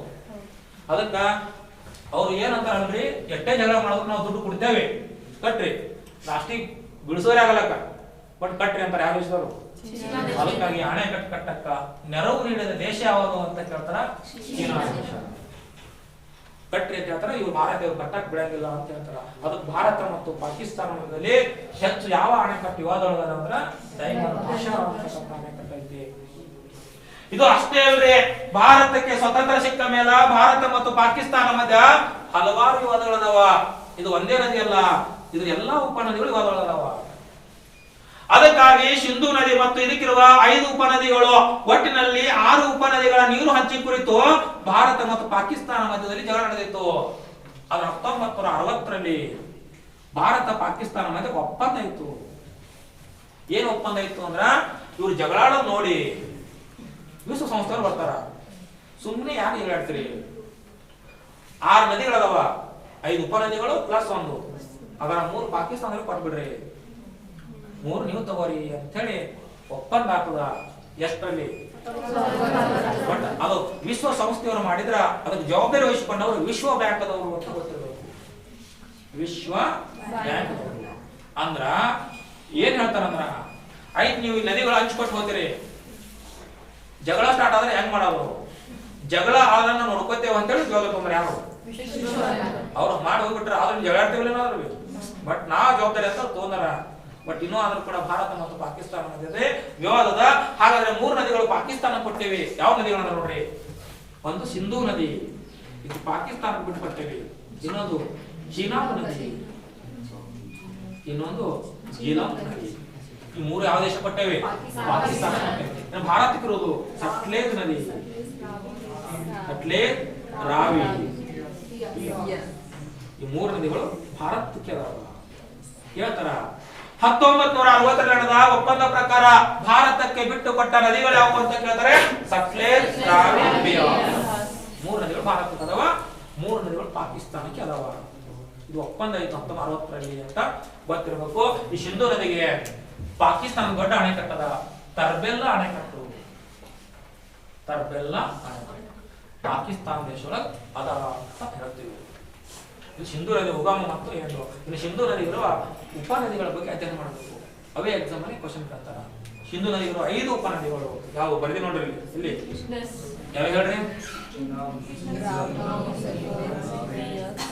ಒಂದನೇದು ಯಾವುದು? ಸಟ್ಲೇಜ್ ನದಿ. ಎರಡನೇದು ಚೀನಾಬ್ ನದಿ. ಮೂರನೇದು ರಾವಿ ನದಿ, ಜಿಲಂ ನದಿ, 5ನೇದು ಬಿಯಾಸ್. ಇವೆಲ್ಲ ಯಾವ ನದಿ ಉಪನದಿಗಳು? ಉಪನದಿಗಳು.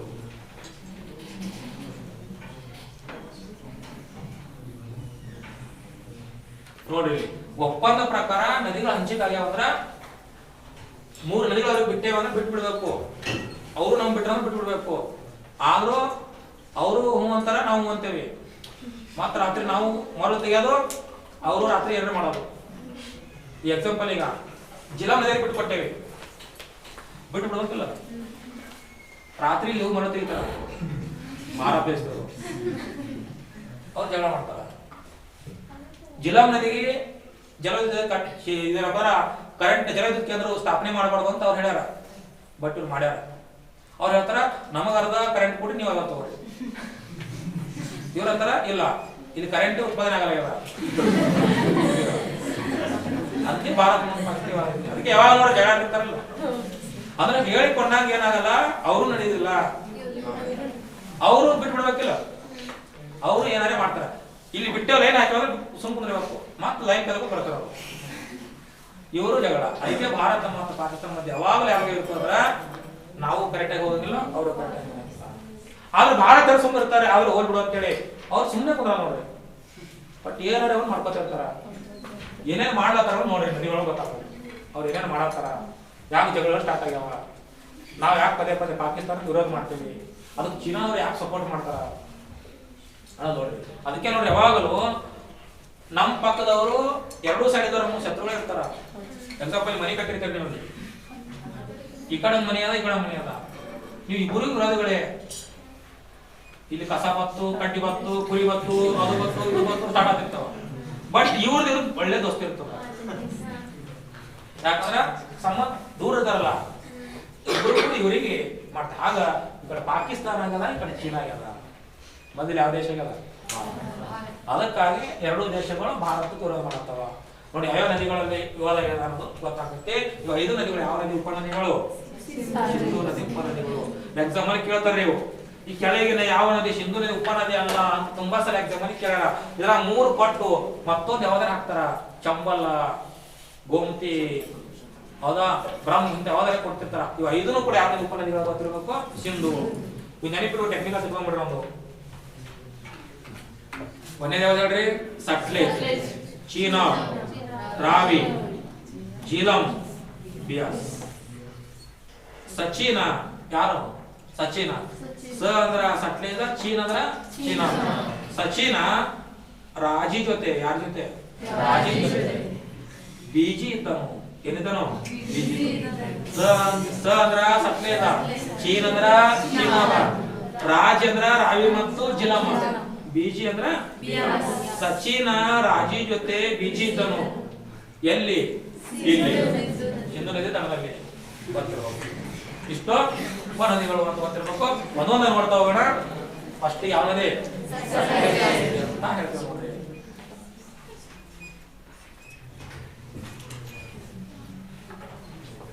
ಎಲ್ಲಿ ಹುಡುಗ ಸಟ್ಲೇಜ್ ನದಿ?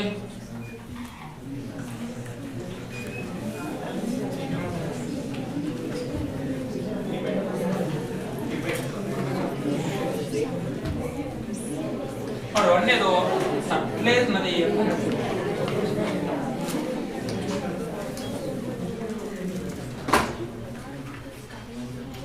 ಸಿಂಧೂ ನದಿಯ ಉಪನದಿಗಳಲ್ಲಿ ಅತ್ಯಂತ ಪ್ರಮುಖವಾದ ನದಿ ಅಂದ್ರೆ ಸಟ್ಲೇಜ್ ನದಿ ಅಂತಾನೆ ಹೇಳ್ತೇವೆ. ಸಿಂಧೂ ನದಿ ಉಪನದಿಗಳಲ್ಲಿ ಅತ್ಯಂತ ಉದ್ದವಾದ ನದಿ ಅಂತಾನೆ ಗೊತ್ತಿರಬೇಕು. ಅಷ್ಟೇ ಅಲ್ಲ, ಸಿಂಧೂ ನದಿಯ 5 ಉಪನದಿಗಳಲ್ಲಿ 4 ನದಿಗಳು ಭಾರತ ದೇಶದಲ್ಲೇ ಹುಟ್ಟುಕೋತವೆ. ಇದು ಮಾತ್ರ ಬೇರೆ ದೇಶ ಹುಟ್ಟುತ್ತದ. ಅದಕ್ಕೆ ನಾಳೆ ಎಕ್ಸಾಂಪಲ್ ಕೇಳ್ತಾರ, ಈ ಕೆಳಗಿನ ಯಾವ ನದಿ ಭಾರತ ಹೊರಗಡೆ ಹುಟ್ಟಿಕೊಂಡು ಹೊರಗಡೆ ಬಂದು ಕೊನೆಗೊಳ್ಳುತ್ತದೆ? ಅದು ಯಾವ್ದು ಹೇಳ್ಬೇಕು? ಆದ್ರೂ ಭಾರತ ಒಳಗೆ ಹೆಚ್ಚು ನೀರಾವರಿ ಕೊಟ್ಟದ. ಎಲ್ಲಿ ಹುಟ್ಟುತ್ತದೆ ನೋಡ್ರಿ ಇದು. ಈ ನದಿ ವಿಶೇಷತೆ ನೋಡ್ರಿ, ಎಲ್ಲಿ ಉಗಮ ಆಗುತ್ತೆ ಅಂದ್ರೆ ಟಿಬೆಟ್ ದೇಶದ ಕೈಲಾಸ ಪರ್ವತದ ರಾಕ್ಷಸ ಸರೋವರ. ಯಾವ ಸರೋವರ? ರಾಕ್ಷಸ. ಇದಕ್ಕ ರಾಕ್ಷಸ ಸರೋವರ ಅಂತ ಕರೀತಾರ. ರಾಕ್ಷಸ ಸರೋವರ ಟಿಬೆಟ್ ದೇಶದ ಕೈಲಾಸ ಪರ್ವತದ ರಾಕ್ಷಸ ಸರೋವರ ಎಂಬಲ್ಲಿ ಹುಟ್ಟಿಕೊಂಡು ಇಲ್ಲಿಂದ ವಾಯುವ್ಯಕ್ಕೆ ಮುಖ ಮಾಡಿ ಎಲ್ಲಿಗೆ ಭಾರತ ಬರ್ತಂದ್ರೆ ಶಿಪ್ಕಿಲಾ ಕಣಿವೆಯಿಂದ. ಶಿಪ್ಕಿಲಾ ನೋಡಿ, ಶಿಪ್ಕಿಲಾ ಅಂತಕ್ಕಂತ ಕಣಿವೆ ಮುಖಾಂತರ ಇದು ಭಾರತ ದೇಶವನ್ನು ಪ್ರವೇಶ ಮಾಡ್ತದೆ. ಯಾವ ರಾಜ್ಯಕ್ಕೆ ಬರ್ತದಂದ್ರೆ ಹಿಮಾಚಲ ರಾಜ್ಯಕ್ಕೆ ಬರ್ತದೆ. ಹಿಮಾಚಲ ರಾಜ್ಯದ ಮುಖಾಂತರ ಭಾರತವನ್ನು ಪ್ರವೇಶ ಮಾಡಿ ಹಿಮಾಚಲ ಆದ್ಮೇಲೆ ಮುಂದೆ ಪಂಜಾಬಕ್ಕೆ ಹೋಗ್ತದೆ. ಇಲ್ಲಿರ್ತಕ್ಕಂಥದ್ದು ಯಾವುದು? ಪಂಜಾಬ್. ಪಂಜಾಬ್ ಮುಖಾಂತರ ಅದು ಪಾಕಿಸ್ತಾನಕ್ಕೆ ಹೋಗ್ತದೆ ನೋಡ್ರಿ.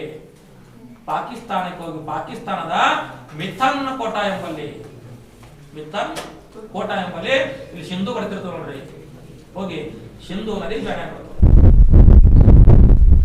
ಹುಟ್ಟಿದ್ದು ಬೇರೆ ದೇಶದೊಳಗ, ಏನಾಗಿದ್ರು ಮಧ್ಯದಲ್ಲಿ ನಮ್ಮ ದೇಶದೊಳಗ. ಅದಕ್ಕಾಗಿ ಇದು ಹೆಚ್ಚು ಭಾರತದೊಳಗೆ ಅದ. ಅದಕ್ಕಾಗಿ ಸಿಂಧೂ ನದಿ ಉಪನದಿಗಳಲ್ಲಿ ಭಾರತದಲ್ಲಿ ಹರಿತಕ್ಕಂಥ ಉದ್ದವಾದ ನದಿನೇ ಸಟ್ಲೇಜ್. ಹುಟ್ಟುದು ಬೇರೆ ಕಡೆ ಹುಟ್ಲಿ, ಬಟ್ ಭಾರತ ಒಳಗೆ ವಿಶಾಲವಾಗಿರ್ತಕ್ಕಂಥ ನದಿ ಅಂತ ಹೇಳ್ತೀವಿ. ವಿಶೇಷತೆ ನೋಡ್ರಿ, ಈ ಸಟ್ಲೇಜ್ ನದಿ ನೋಡಿ ಹಿಮಾಚಲ ಪ್ರದೇಶದಲ್ಲಿ ಹರಿಯುತ್ತಿರುವಾಗ ಹಿಮಾಚಲ ಪ್ರದೇಶದ ಬಿಲಾಸ್ಪುರ ಜಿಲ್ಲೆಯಲ್ಲಿ, ಬಿಲಾಸ್ಪುರ ಅಂತಕ್ಕಂಥ ಜಿಲ್ಲೆಯಲ್ಲಿ ಇದಕ್ಕೆ ಭಾಕ್ರಾ ನಂಗಲ್ ಅಣೆಕಟ್ಟು ಕಟ್ಟ್ಯಾರ. ಇಲ್ಲಿ ಭಾಕ್ರಾ ಕಟ್ಟ್ಯಾರ, ಸ್ವಲ್ಪ ದೂರದೊಳಗೆ ಇಲ್ಲಿ ನಂಗಲ್ ಕಟ್ಟ್ಯಾರ. ನಂಗಲ ಭಾಕ್ರಾ, ಭಾಕ್ರಾನೇ ಬೇರೆ ಬಟ್ ಎರಡು ಸೇರ್ಸಿ ಹೇಳ್ತೀರಲ್ಲ ನೀವು, ಭಾಕ್ರಾ ನಂಗಲ್ ಅಂತೇಳಿ ಹೇಳೋದು ಕರೆಕ್ಟ್ ತಪ್ಪು? ಭಾಕ್ರಾ ತಪ್ಪ? ಕರೆಕ್ಟ್ ಅದು ಹೇಳೋದು. ಹೆಂಗ್ ಹೇಳ್ತೀನಿ ನೋಡ್ರಿ, ಹಿಮಾಚಲ ಪ್ರದೇಶದಲ್ಲಿ ಭಾಕ್ರಾ ಅಣೆಕಟ್ಟು ಕಟ್ಟ್ಯಾರ, ಪಕ್ಕದಲ್ಲಿ ನಂಗಲ್ ಅಣೆಕಟ್ಟು ಕಟ್ಟ್ಯಾರ. ಇಲ್ಲಿ ನಂಗಲ್ ಅಣೆಕಟ್ಟು ಬೇರೆ ಅದ, ಭಾಕ್ರಾ ನಂಗಲ್ ಅಣೆಕಟ್ಟು ಬೇರೆ ಅದ ಅಂತೇಳಿ ಬೇರೆ ಬೇರೆ ಹೇಳಕ್ಕೆ ಹೋಗಬಾರ್ದು. ಯಾಕಂದ್ರ ಇಲ್ಲಿ ಸಂಗ್ರಹ ಆದಂತ ಈ ನೀರು ಎರಡು ಕುಡ್ಕೊಂಡ್ಬಿಡ್ತದೆ, ಹಿಂದೆ ಕುಡ್ಕೊಂಡು ಒಂದೇ ಡ್ಯಾಮ್ ಆಗಿರೋದು. ಅದಕ್ಕೆ ಎರಡು ಕೂಡಿಕೊಂಡಂತ ಈ ನೀರನ್ನು ಗೋವಿಂದ ಸಾಗರ ಜಲಾಶಯ ಅಂತ ಕರೀತಾರ. ಗೋವಿಂದ ಸಾಗರ ಜಲಾಶಯ ಒಂದೇ, ಒಂದೇ. ಯಾಕೆ ಈಗ ಎರಡು ಕೂಡಿಸಿಬಿಡ್ತಾರ, ಯಾಕೆ ಕಟ್ತಾರ, ಯಾಕಂತ ಕೇಳಿದ್ರೆ ಅಂದ್ರೆ ಮೊದಲು ಭಾಕ್ರಾ ಅಣೆಕಟ್ಟನ್ನು ಕಟ್ಟಿ ಬಿಡ್ತಾರೆ. ಇದ್ರ ಮುಖ್ಯ ಉದ್ದೇಶ ಆಗಿತ್ತು ಜಲವಿದ್ಯುತ್ ಉತ್ಪಾದನೆ ಮಾಡ್ಬೇಕಂತ ಭಾಕ್ರಾ ಅಣೆಕಟ್ಟನ್ನು ಕಟ್ತಾರ. ಸಿಕ್ಕಾಪಟ್ಟಿ ಎತ್ತರ ಅಣೆಕಟ್ಟಿದು, 226 ಮೀಟರ್ ಎತ್ತರ. ಇಷ್ಟೊಂದು ಎತ್ತರ ಅಣೆಕಟ್ಟು ಕಟ್ತಾರ, ನೀರೆಲ್ಲ ಸ್ಟಾಕ್ ಆಗಿಬಿಡ್ತದಿಂದ ಅವ್ ನೀರಾವರಿ ಮಾಡ್ಬೇಕಂದ್ರೆ ಕಷ್ಟ ಆಗ್ಬಿಡ್ತದ. ಯಾಕಂದ್ರೆ ನೀರ್ ಜಾಸ್ತಿ ಸ್ಟಾಕ್ ಆಗ್ತದ, ಕಾಲುವೆ ಮಾಡಿಬಿಟ್ರೆ ಪ್ರೆಷರ್ ಜಾಸ್ತಿ ಆಗ್ಬಿಡ್ತದ. ಅವಾಗ ಏನ್ ಮಾಡ್ತಾರ, ಪಕ್ಕದಲ್ಲಿ ಮತ್ತೊಂದು ಅಣೆಕಟ್ಟು ಕಟ್ತಾರ. ಕಟ್ಟಿ ಇಲ್ಲಿ ಸಂಗ್ರಹ ಆದಂತ ನೀರನ್ನು ಹಿಂದ್ಗಡೆಯಿಂದ ತಗೊಂಡ್ ಬಂದು ಇಲ್ಲಿ ಬಿಡ್ತಾರ. ಇಲ್ಲಿ ಬಿಟ್ಟು ಇಲ್ಲಿಂದ ಒಂದು ಕಾಲುವೆ ಮಾಡ್ತಾರ, ಇಂದಿರಾ ಗಾಂಧಿ ಕಾಲುವೆ ಮುಖಾಂತರ ನೀರಾವರಿಯನ್ನು ಪೂರೈಸ್ತಾರ. ಅದಕ್ಕೆ ನೀರಾವರಿ ಸುಗಮ ಮಾಡ್ಬೇಕಂತ ಹೇಳಿ ಭಾಕ್ರಾ ನಂಗಲ್ ಅಣೆಕಟ್ಟನ್ನು ಕಟ್ತಾರ. ಅದೆರಡು ಕೂಡಿಸಿ ನಾವು ಏನಂತ ಕರಿಬೇಕು ಹೇಳಿ, ಗೋವಿಂದ ಸಾಗರ ಅಂತ ಕರೀತೀವಿ. ಸರಿ, ಭಾಕ್ರಾ ನಂಗಲ್ ಅಣೆಕಟ್ಟು ಅಂದ್ರೆ ಭಾರತ ದೇಶದ 2ನೇ ಎತ್ತರವಾದ ಅಣೆಕಟ್ಟು ಅಂತಾನೆ ಗೊತ್ತಿರಬೇಕು. ಈ ಅಣೆಕಟ್ಟನ್ನು ಕಟ್ಟಕ್ಕೆ 1948ರಲ್ಲಿ ಅಡಿಪಾಯ ಹಾಕಿದ್ರು. 1963ಕ್ಕೆ ಏಟ ಮಾಡಿದ್ರು. 63ಕ್ಕೆ ಏಟಾಗಿತ್ತು, 48ಕ್ಕೆ ಅಡಿಪಾಯ ಹಾಕಿದ್ರು. 63ರಿಂದ 2013ಕ್ಕೆ 50 ವರ್ಷದ ಸೇವೆ ಪೂರೈಸಿದ್ರು. ಅದಕ್ಕೆ ಸ್ವತಂತ್ರ ಭಾರತದಲ್ಲಿ 50 ವರ್ಷದ ಸೇವೆ ಪೂರೈಸಿದ ದೇಶದ ಮೊದಲ ಅಣೆಕಟ್ಟು ಅಂದ್ರೆ ನೋಡಿ. 50 ವರ್ಷ ಏನೂ ತೊಂದರೆ ಇಲ್ಲದೆ ಮಾಡಿ ಸೇವೆ ಮಾಡ್ಯದ. ಈಗ ಪ್ರತಿಯೊಂದು ಅಣೆಕಟ್ಟು ಬಹಳ ಹೋಗಲ್ಲ, 30-40 ವರ್ಷಗಳನ್ನೇ ಒಡಗೊಳ್ತಾವ. ಬಟ್ 50 ವರ್ಷದ ಸೇವೆಯನ್ನು ಪೂರೈಸಿದ ಮತ್ತು ದೊಡ್ಡ ಎತ್ತರ ಅಣೆಕಟ್ಟು ಇದು. ಅಷ್ಟು ಸ್ಟ್ರಾಂಗ್ ಆಗಿ ಅಣೆಕಟ್ಟು ಕಟ್ಟ್ಯಾರ ಅಂತ ಅರ್ಥ. ಈಗ ಕಟ್ಟಿ ಬರಿಬೇಕಾದ್ರೆ ನೀವು ಫುಲ್ ನೀರು ಮಾಡಿದ್ರೆ ಡ್ಯಾಮ್ ನೀರೆಲ್ಲ ಕೂಡ ಹೋಗ್ಬಿಡ್ತೈತಿ. ಮನೆ ಬೆಳಗಾವಿ ನೋಡ್ರಿ ಒಂದು ಬ್ರಿಡ್ಜ್ ಬಿತ್ತು, ಕಟ್ಟಿ ಬಂದ್ರೆ ಉದ್ಘಾಟನೆ ಮಾಡಿ ಬಂದ್ರೆ ವಾಪಸ್ ಹೋಗಲೇ ಬಿದ್ದು ಬಿಟ್ಟೈತಿ. ಯಾಕಂದ್ರೆ ಇಂಜಿನಿಯರ್ಗಳ ಹಂಗಾದ್ರೆ ಈಗ ಏನ್ ಮಾಡೋದು, ಹಂಗ ಆಗೋದೈತಿ. ಅಂದ್ರೆ ಹಿಂದಿನ ಕಾಲದಲ್ಲಿ ಪ್ರಸಿದ್ಧ ಸರ್ ವಿಶೇಷವರು ಬೇರೆ ಬೇರೆ ವ್ಯಕ್ತಿಗಳು ಇದ್ರಲ್ಲ, ಒಳ್ಳೆ ನೋಡ್ರಿ. ಎಕ್ಸಾಂಪಲ್ ಶ್ರೀರಂಗಪಟ್ಟಣ ಬ್ರಿಡ್ಜ್ ಕಟ್ಟ್ಯಾರ. ಯಾವಾಗಪ್ಪ ಅಂದ್ರೆ ಅದಕ್ಕ ವೆಲ್ಲೆಸ್ಲಿ ಸೇತುವೆ ಅಂತ ಕರೀತಾರ. ವೆಲ್ಲೆಸ್ಲಿ ಸೇತುವೆ ಅಂತಾರೆ. 200 ವರ್ಷ ಕಟ್ಟಿ, ಬ್ರಿಟಿಷರ ಕಾಲದಲ್ಲಿ ಕಟ್ಟಿರೋದು, ಇನ್ನ ಬಿದ್ದಿಲ್ಲ ನೋಡ್ರಿ. ಅದು 200 ವರ್ಷ ಆದ್ರೆ ಎಷ್ಟು ಗಟ್ಟಿ ಮುಟ್ಟ ಕಟ್ಟಿರ್ಬೇಕು ಅದು. ಹಂಗೆಲ್ಲ ಕಟ್ತಿದ್ರಿಂದ ಈಗ ಗೋಡೆಗಳು ಕ್ರ್ಯಾಕ್ ಆಗ್ತಿರ್ತಾವ. ಕಾರಣ ಕಟ್ತಕ್ಕಂತ ಸಿಮೆಂಟ್ ಬಳಸೋದು ಎಲ್ಲ ನಮ್ಗೆ ಆಗ್ಬಿಡೈತಿ. ಅದಕ್ಕೆ ಹಿಂದಿನ ಕಾಲದಲ್ಲಿ ಇರ್ತಕ್ಕಂಥ ಪ್ರಸಿದ್ಧವಾದ ಅಣೆಕಟ್ಟು ಹೇಳ್ಬೇಕು ನಾವು, ಭಾಕ್ರಾ ಅಣೆಕಟ್ಟು ಅಂತ ಹೇಳ್ತೀವಿ. ಅದು 50 ವರ್ಷದ ಸೇವೆಯನ್ನು ಪೂರೈಸಿ ಸುವರ್ಣ ಮಹೋತ್ಸವವನ್ನು ಆಚರಿಸಿಕೊಂಡಿದೆ ಅಂತ ಗೊತ್ತಿರಬೇಕು. ಇಷ್ಟು ನಿಮಗ ಯಾವ ನದಿ ಗೊತ್ತಿರಲಿ? ನೆಕ್ಸ್ಟ್ ಬರ್ತಾವ್ರಿ ಚಿನಾಬ್ ನದಿ. ಈ ಚಿನಾಬ್ ನದಿ ಯಾವ ದೇಶ ಬಿಟ್ಕೊಟ್ಟೇನು? ಪಾಕಿಸ್ತಾನ.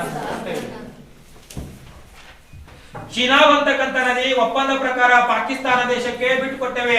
ಹಾಗಾದ್ರೆ ಚಿನಾಬ್ ನದಿ ಎಲ್ಲಿ ಉಗಮ ಆಗುತ್ತೆ ಅಂತ ನೀವು ಕೇಳಿದ್ರೆ ಇದು ಹಿಮಾಚಲದಲ್ಲಿ ಹುಟ್ಟುತ್ತದೆ. ಹಿಮಾಚಲ ಬೆಟ್ಟದಲ್ಲಿ ಎಲ್ಲಿ ಅಂದ್ರೆ ಹಿಮಾಚಲ ಪ್ರದೇಶದ ಸ್ಪಿತಿ ಕಣಿವೆಯ ಲಾಹೋಲೋ ಸ್ಪಿತಿ ಎಂಬಲ್ಲಿ ಅಂದ್ರ ಇದಕ್ಕೆ ಕುಲು ಬೆಟ್ಟ ಅಂತ ಹೇಳ್ತಾರ. ಕುಲು ಬೆಟ್ಟದ ಸ್ಪಿತಿ ಕಣಿವೆಯ ಲಾಹೋಲ್ ಸ್ಪಿತಿ ಎಂಬಲ್ಲಿ ಹೆಂಗ್ ಹುಡ್ತಂದ್ರೆ ಒಂದು ಚಂದ್ರಾ ನದಿ ಹುಡ್ತದ, ಇನ್ನೊಂದು ಭಾಗ ನದಿ ಹುಡ್ತದ. ಈ ಕಡೆ ಭಾಗ, ಈ ಕಡೆ ಚಂದ್ರ. ಇದು ಹುಟ್ಟಂಗಿಲ್ಲ. ಯಾವುದು? ಚೀನಾ.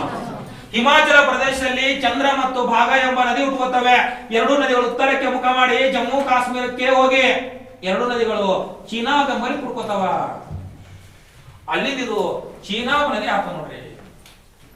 ಮೊದಲು ಇದು ಚೀನಾ ನದಿ ಇರಲಿಲ್ಲ, ಚಂದ್ರ ಮತ್ತು ಭಾಗ ನದಿ ಆಗಿತ್ತು. ಹಿಮಾಚಲ ಪ್ರದೇಶದ ಜಮ್ಮು ಕಾಶ್ಮೀರದಲ್ಲಿ ಹೋಗಿ ಚೀನಾ ಚೀನಾ ನದಿಯಾಗಿ ಮುಂದೆ ಇದು ಪಾಕಿಸ್ತಾನ ದೇಶವನ್ನು ಪ್ರವೇಶ ಮಾಡುತ್ತದೆ. ಪಾಕಿಸ್ತಾನ ಪ್ರವೇಶ ಮಾಡಿ ಪಾಕಿಸ್ತಾನದ ಪಂಚನಾಡು ಎಂಬಲ್ಲಿ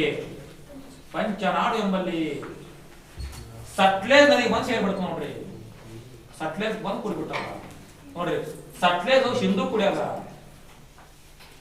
ಸಟ್ಲೇಜ್ ಬಂದು ಸಿಂಧೂ ಕುಡಿಯದ, ಚೀನಾ ಬಂದು ಸಟ್ಲೇಜ್ ಕುಡಿಯದ. ಇದು ಹೋಗಿ ಇದಕ್ಕೆ ಕುಡಿಯದ, ಇದು ಬಂದು ಇದಕ್ಕೆ ಕುಡಿಯದ. ನಾಳೆ ಚೀನಾ ಯಾವ ನದಿ ಉಪನದಿ ಅಂದ್ರ ಅಂತ ಗೊತ್ತಿಲ್ಲ. ಹಾಗಾದ್ರೆ 19ರ ಒಪ್ಪಂದ ಪ್ರಕಾರ ಏನ್ ಮಾಡಿದ್ರೆ ಪಾಕಿಸ್ತಾನ ದೇಶಕ್ಕೆ ಬಿಟ್ಟುಕೊಟ್ಟೆ 60ರ ಒಪ್ಪಂದ ಪ್ರಕಾರ. ಆದ್ರ ಏನ್ ಸಮಸ್ಯೆ ಆಗಿದೆ ಅಂತ ಕೇಳಿದ್ರ, ಈ ಒಪ್ಪಂದ ಆಗೋದಕ್ಕಿಂತ ಮೊದಲೇ ಇದಕ್ಕೆ ಎರಡು ಅಣೆಕಟ್ಟು ಕಟ್ಟಿಬಿಟ್ರೆ ಇಲ್ಲಿ ಜಮ್ಮು ಕಾಶ್ಮೀರ ಒಳಗ. ಒಂದು ಶಿಲಾಲ್ ಯೋಜನೆ, ಇನ್ನೊಂದು ಬಂಗ್ಲಿಹಾರ್ ಯೋಜನೆ. ಇವೆರಡು ಜಲ ವಿದ್ಯುತ್ ಯೋಜನೆಗಳು. ಈ ಎರಡು ಕಟ್ಟ್ಯಾರ ಎಲ್ಲಿ? ಜಮ್ಮು ಕಾಶ್ಮೀರ. ಯಾವಾಗ ಅಂದ್ರೆ ಒಪ್ಪಂದ ಆಗೋದಕ್ಕಿಂತ ಮೊದಲೇ. ಮತ್ತ ಒಪ್ಪಂದ ಆದ್ಮೇಲೆ ಯಾರಿಗೆ ಬಿಡ್ಬೇಕಾದ್ರೆ ನಾವು ಪಾಕಿಸ್ತಾನ ಬಿಡ್ಬೇಕು. ಆದ್ರೆ ಭಾರತ ಬಿಡುದು ಬಿಟ್ಕೊಡಾಗ್ಯಾರ. ಅವ್ರ ಏನ್ ಹೇಳ್ತಾರ, ಆಯ್ತು ಕಟ್ಟ್ರಿ ಇರ್ಲಿವು, ಇಲ್ಲಿ ಉತ್ಪಾದನೆ ಆದ ಕರೆಂಟ್ ಅಲ್ಲಿ ನಮಗೆ 50 ಬೇಕು, ನೀವು 50 ತೋರಿ ಅಂತ ಪಾಕಿಸ್ತಾನ ಹೇಳ್ತಾರ. ಇವ್ರು ಹ್ಞೂ ಅಂತಾರ, ಮತ್ 50 ಕೊಡಂಗಿಲ್ಲ. ಅದೇ ಭಾರತ ಪಾಕಿಸ್ತಾನ ಮಧ್ಯದಲ್ಲಿ ಚೀನಾ ನದಿ ವಿವಾದ. ಅದಕ್ಕೆ ಭಾರತ ಮತ್ತು ಪಾಕಿಸ್ತಾನ ಮಧ್ಯದಲ್ಲಿ ಹೆಚ್ಚು ವಿವಾದಗಳಿರುವ ನದಿನೇ ಚೀನಾ ನದಿ. ಅದಕ್ಕೆ ಕಾರಣ ಎರಡು ಜಲವಿದ್ಯುತ್ ಯೋಜನೆಗಳು ಅಂತ ಗೊತ್ತಿರಬೇಕು. ಯಾಕಂದ್ರೆ ಭಾರತ ಒಳಗದವು, ಅವ್ರಿಗೆ ಹಂಗ ಹ್ಞೂ ಅಂತ ಹೇಳ್ಬೇಕಾಗ್ತದ. ಅದಕ್ಕೆ ಭಾರತ ಪಾಕಿಸ್ತಾನ ಜಗಳ ನಡೆದವ. ವಿಶ್ವ ಬ್ಯಾಂಕ್ ಜವಾಬ್ದಾರಿ ತಗೊಂಡದ ಎಲ್ಲ ಹೇಳಿ ಹೋಗ್ಯಾರ ಅವರು. ದಿನ ಹಿಂಗೆ ಮಾಡೋದು ಯಾರು ಮಾಡ್ಬೇಕು? ದಿನಾ ಜಗಳ ಯಾರು ಬಿಡಿಸ್ತಾರೆ? ಒಂದ್ಸಲ 2 ಸಲ ಆಯ್ತು ತೋರಿ, ದಿನ ಪಾಕಿಸ್ತಾನ ಮಾಡ್ತಾರೆ. ಅದಕ್ಕೆ ಭಾರತ ಪ್ರಮುಖ ಶತ್ರು ದೇಶ ಯಾವ್ದಂದ್ರೆ ಪಾಕಿಸ್ತಾನ ಅಂತ ಹೇಳ್ತೀವಿ. ಇಷ್ಟು ಈ ನದಿ ಗೊತ್ತಿರ್ಬೇಕು, ಯಾವುದು? ಚೀನಾ. ನೆಕ್ಸ್ಟ್ ಬರೀ ರಾವಿ ನದಿ. ನೆಕ್ಸ್ಟ್ ಬರತಕ್ಕಂತ ನದಿ ಅಂದ್ರೆ ರಾವಿ ಅಂತ ಹೇಳ್ತೀವಿ. ರಾವಿ ನದಿ ಎಲ್ಲಿ ಉಗಮ ಆಗುತ್ತೆ ಅಂದ್ರೆ ನೋಡಿ, ರಾವಿ ನದಿನೂ ಕೂಡ ಎಲ್ಲಿ ಉಗಮ ಆಗುತ್ತೆ ಅಂದ್ರೆ ಹಿಮಾಚಲ ರಾಜ್ಯದಲ್ಲೇ ಹುಟ್ಟಿಕೊಳ್ಳುತ್ತದೆ. ಹಿಮಾಚಲ ರಾಜ್ಯದಲ್ಲಿ ಹುಟ್ಟಿಕೊಂಡು ಅಂದ್ರೆ ಎಲ್ಲಿ ಅಂದ್ರೆ ಕುಲು ಬೆಟ್ಟದ ರೋಹ್ತಾಂಗ್ ಎಂಬಲ್ಲಿ ಹುಟ್ಟುತ್ತದ. ಹಿಮಾಚಲ ಪ್ರದೇಶದ ಕುಲು ಬೆಟ್ಟದ ರೋಹ್ತಾಂಗ್ ಎಂಬಲ್ಲಿ ಹುಟ್ಟಿಕೊಂಡು ಇಲ್ಲಿಂದ ಪಶ್ಚಿಮಕ್ಕೆ ಮುಖ ಮಾಡಿ ಪಂಜಾಬ್ ಬರ್ತದೆ. ಇಲ್ಲಿರ್ತಕ್ಕಂಥ ರಾಜ್ಯನೇ ಪಂಜಾಬ್. ಪಂಜಾಬ್ ಅನ್ನು ಪ್ರವೇಶ ಮಾಡಿ ಪಂಜಾಬ್ ಮುಖಾಂತರ ಪಾಕಿಸ್ತಾನಕ್ಕೆ ಹೋಗಿ ಪಾಕಿಸ್ತಾನದ ರಂಗಪುರ ಎಂಬಲ್ಲಿ ಇದು ಹೋಗಿ ಚೀನಾ ನದಿ ಸೇರಿಬಿಡ್ತದ. ಯಾವ ನದಿ ಸೇರ್ತದ? ಚೀನಾ ನದಿ ಸೇರ್ತದ. ಚೀನಾ ಹೋಗಿ ಕುಡಿಯದ ಸಟ್ಲೇಜ್. ರಾವಿ ನದಿ ಏನ್ ಮಾಡ್ತದ? ಇದು ಕೆಳಗೆ ಸಟ್ಲೇಜ್ ಹೋಗಿರುತ್ತೆ ನಿಮ್ಗೆ ನೋಡಿ. ಚೀನಾ ಬಂದು ಸಟ್ಲೇಜ್ ಸೇರಿರೋದು ಒಂದಕ್ಕೊಂದು ಜಾಯ್ನ್ ಆಗಿಬಿಡ್ತಾರೆ ಒಳಗಡೆ. ಇದು ಇದಕ್ಕೆ ಜಾಯ್ನ, ಇದು ಇದಕ್ಕೆ ಜಾಯ್ನ, ಇದು ಬಂದು ಇದಕ್ಕೆ ಜಾಯ್ನ್ ಹೆಂಗ ಗೊತ್ತಿರಬೇಕು. ಸರಿ, ವಿಶೇಷತೆ ನೋಡ್ರಿ. ಈ ರಾವಿ ನದಿ ದಡದಲ್ಲಿ ಹರಪ್ಪ ಎಂಬ ಪಟ್ಟಣದ ಅಂತಾನೆ ಗೊತ್ತಿರಬೇಕು. ಹರಪ್ಪ ನಾಗರಿಕತೆ ಕಂಡಿದ್ದು ಬಂದು ಎಲ್ಲಿ? ರಾವಿ ನದಿ ದಡದಲ್ಲಿ. ಪಾಕಿಸ್ತಾನದ ಲಾಹೋರ್ ಈ ನದಿ ದಡದಲ್ಲಿ ಅದ. ಅದು ಎಕ್ಸಾಮ್ ತುಂಬಾ ಸಂಖ್ಯೆ. ಹರಪ್ಪ ಯಾವ ನದಿ ದಡದಲ್ಲಿ ಕಂಡು ಬರುತ್ತದೆ? ರಾವಿ ನದಿ ಕಂಡು ಬರುತ್ತದೆ ಅಂತ ಗೊತ್ತಿರಬೇಕು. ಬಟ್ ರಾವಿ ನದಿ ಒಪ್ಪಂದ ಪ್ರಕಾರ ಯಾವ ದೇಶಕ್ಕೆ ಸೇರ್ತದ? ಭಾರತ ದೇಶಕ್ಕೆ ಸೇರ್ತದ. ಈ ನದಿಗೆ ಪಂಜಾಬದಲ್ಲಿ ಅಣೆಕಟ್ಟದ್ರಿ ರಂಜಿತ್ ಸಾಗರ ಅಂತಕ್ಕಂಥ ಅಣೆಕಟ್ಟದ. ಯಾವ ನದಿಗೆ?